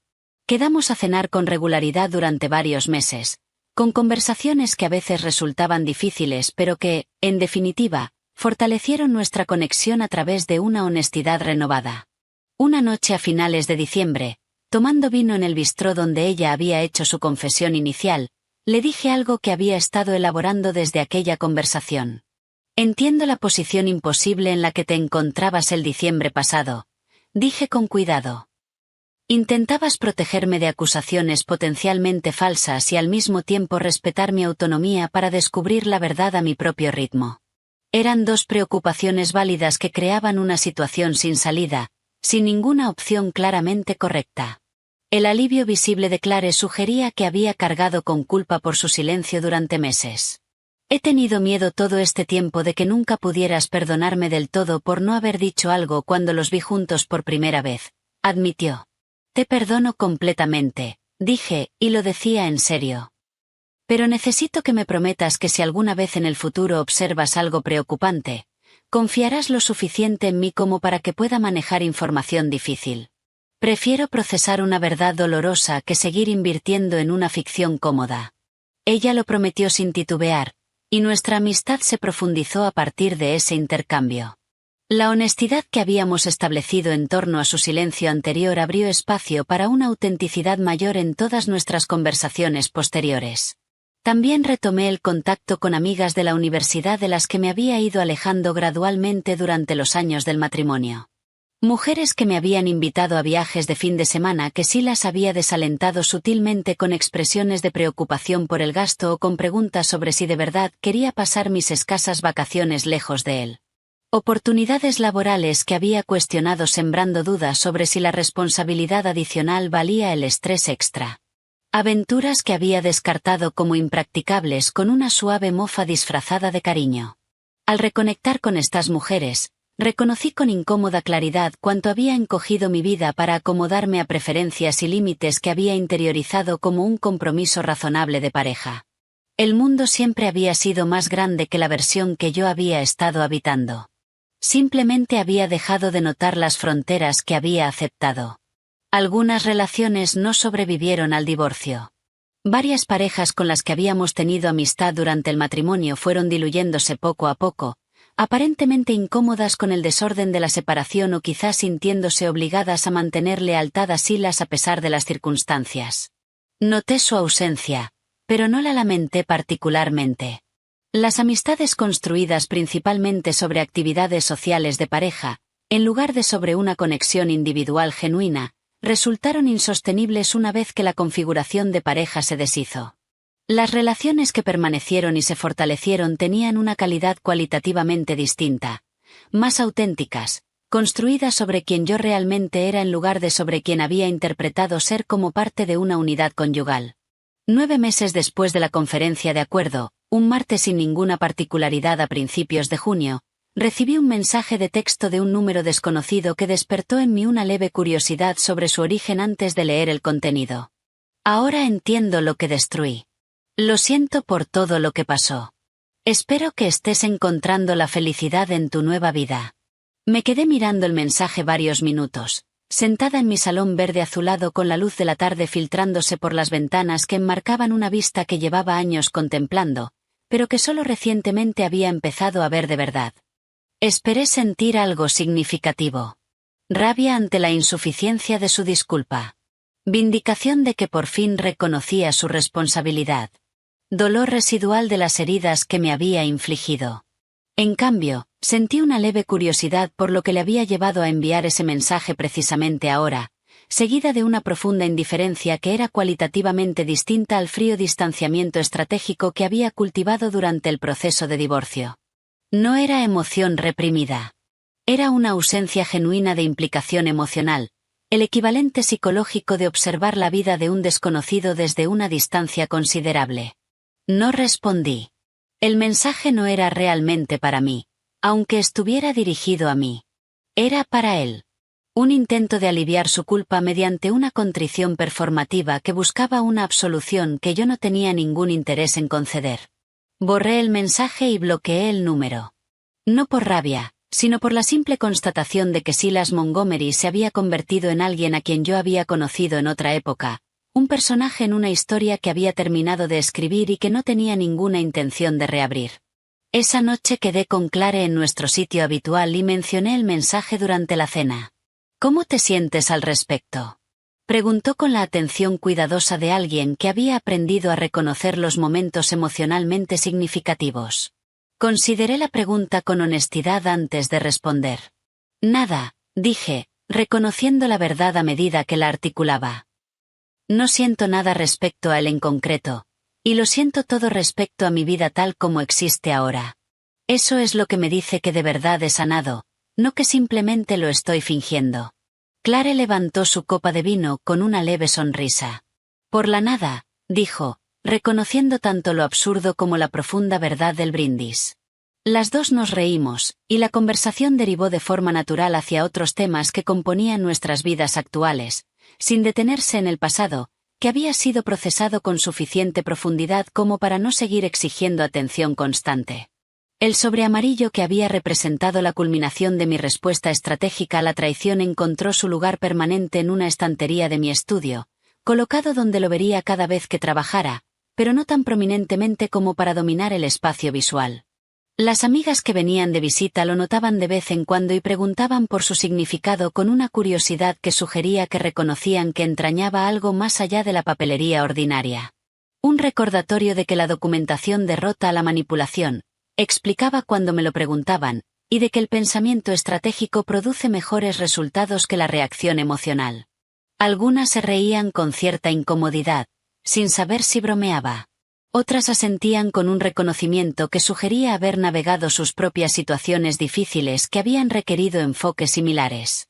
Unas pocas pedían el contacto de Vivian, que yo proporcionaba sin dudar. Una noche a finales de otoño, casi un año después de haberle entregado a Silas los papeles del divorcio en la puerta de mi apartamento, saqué el sobre amarillo de su estantería y examiné su contenido por última vez.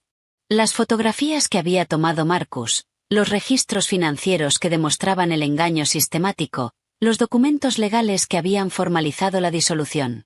Sonreí levemente ante la anotación manuscrita de Vivian en una de las páginas. La cliente demostró un pensamiento estratégico excepcional a lo largo de todo el proceso. Recomiendo como modelo de preparación eficaz para el divorcio. Comprendí entonces, con una claridad que había ido desarrollándose a lo largo de meses, que el sobre amarillo nunca había sido realmente sobre la venganza, a pesar de cómo podría haber parecido el enfrentamiento a ojos externos. La venganza habría implicado querer que Silas sufriera de forma proporcional al dolor que me había causado.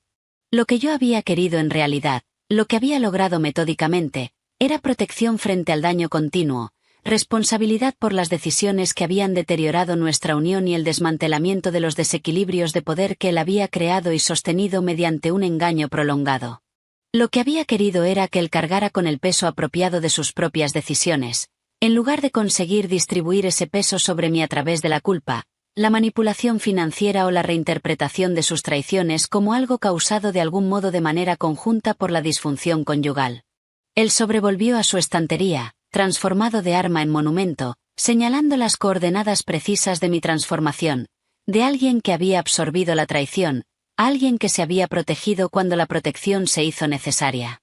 Esa noche me fui a la cama en un apartamento que me pertenecía por entero, legal, financiera y emocionalmente. El silencio que llenaba el espacio no se sentía vacío ni solitario. Se sentía completo. La atmósfera natural de una vida reconstruida según especificaciones que yo había desarrollado de manera independiente, sin negociación con alguien cuyas preferencias habían tenido siempre, de algún modo, un peso desproporcionado. Había aprendido algo esencial a lo largo del proceso de descubrir la traición y responder a ella estratégicamente. La paz no emerge de una venganza que equilibre el sufrimiento. La paz no viene de una reconciliación que empapela las grietas de una violación fundamental de la confianza. La paz llega de la certeza silenciosa de que te protegiste cuando la protección era necesaria, de que respondiste al caos con estrategia en lugar de combatirlo con un caos equivalente, y de que cerraste puertas que nunca debieron abrirse mientras avanzabas con paso firme hacia un futuro que solo tú defines. Esta historia de justicia estratégica te tuvo completamente cautivado. Dale al botón de me gusta ahora mismo. Mi momento favorito fue cuando Elisa le entregó a Silas ese sobre amarillo en la puerta y vio cómo el color le abandonaba el rostro al golpearle la realidad. ¿Cuál fue tu momento favorito? Déjalo en los comentarios. No te pierdas más historias así. Suscríbete y activa la campanita de notificaciones para no perderte ninguna subida.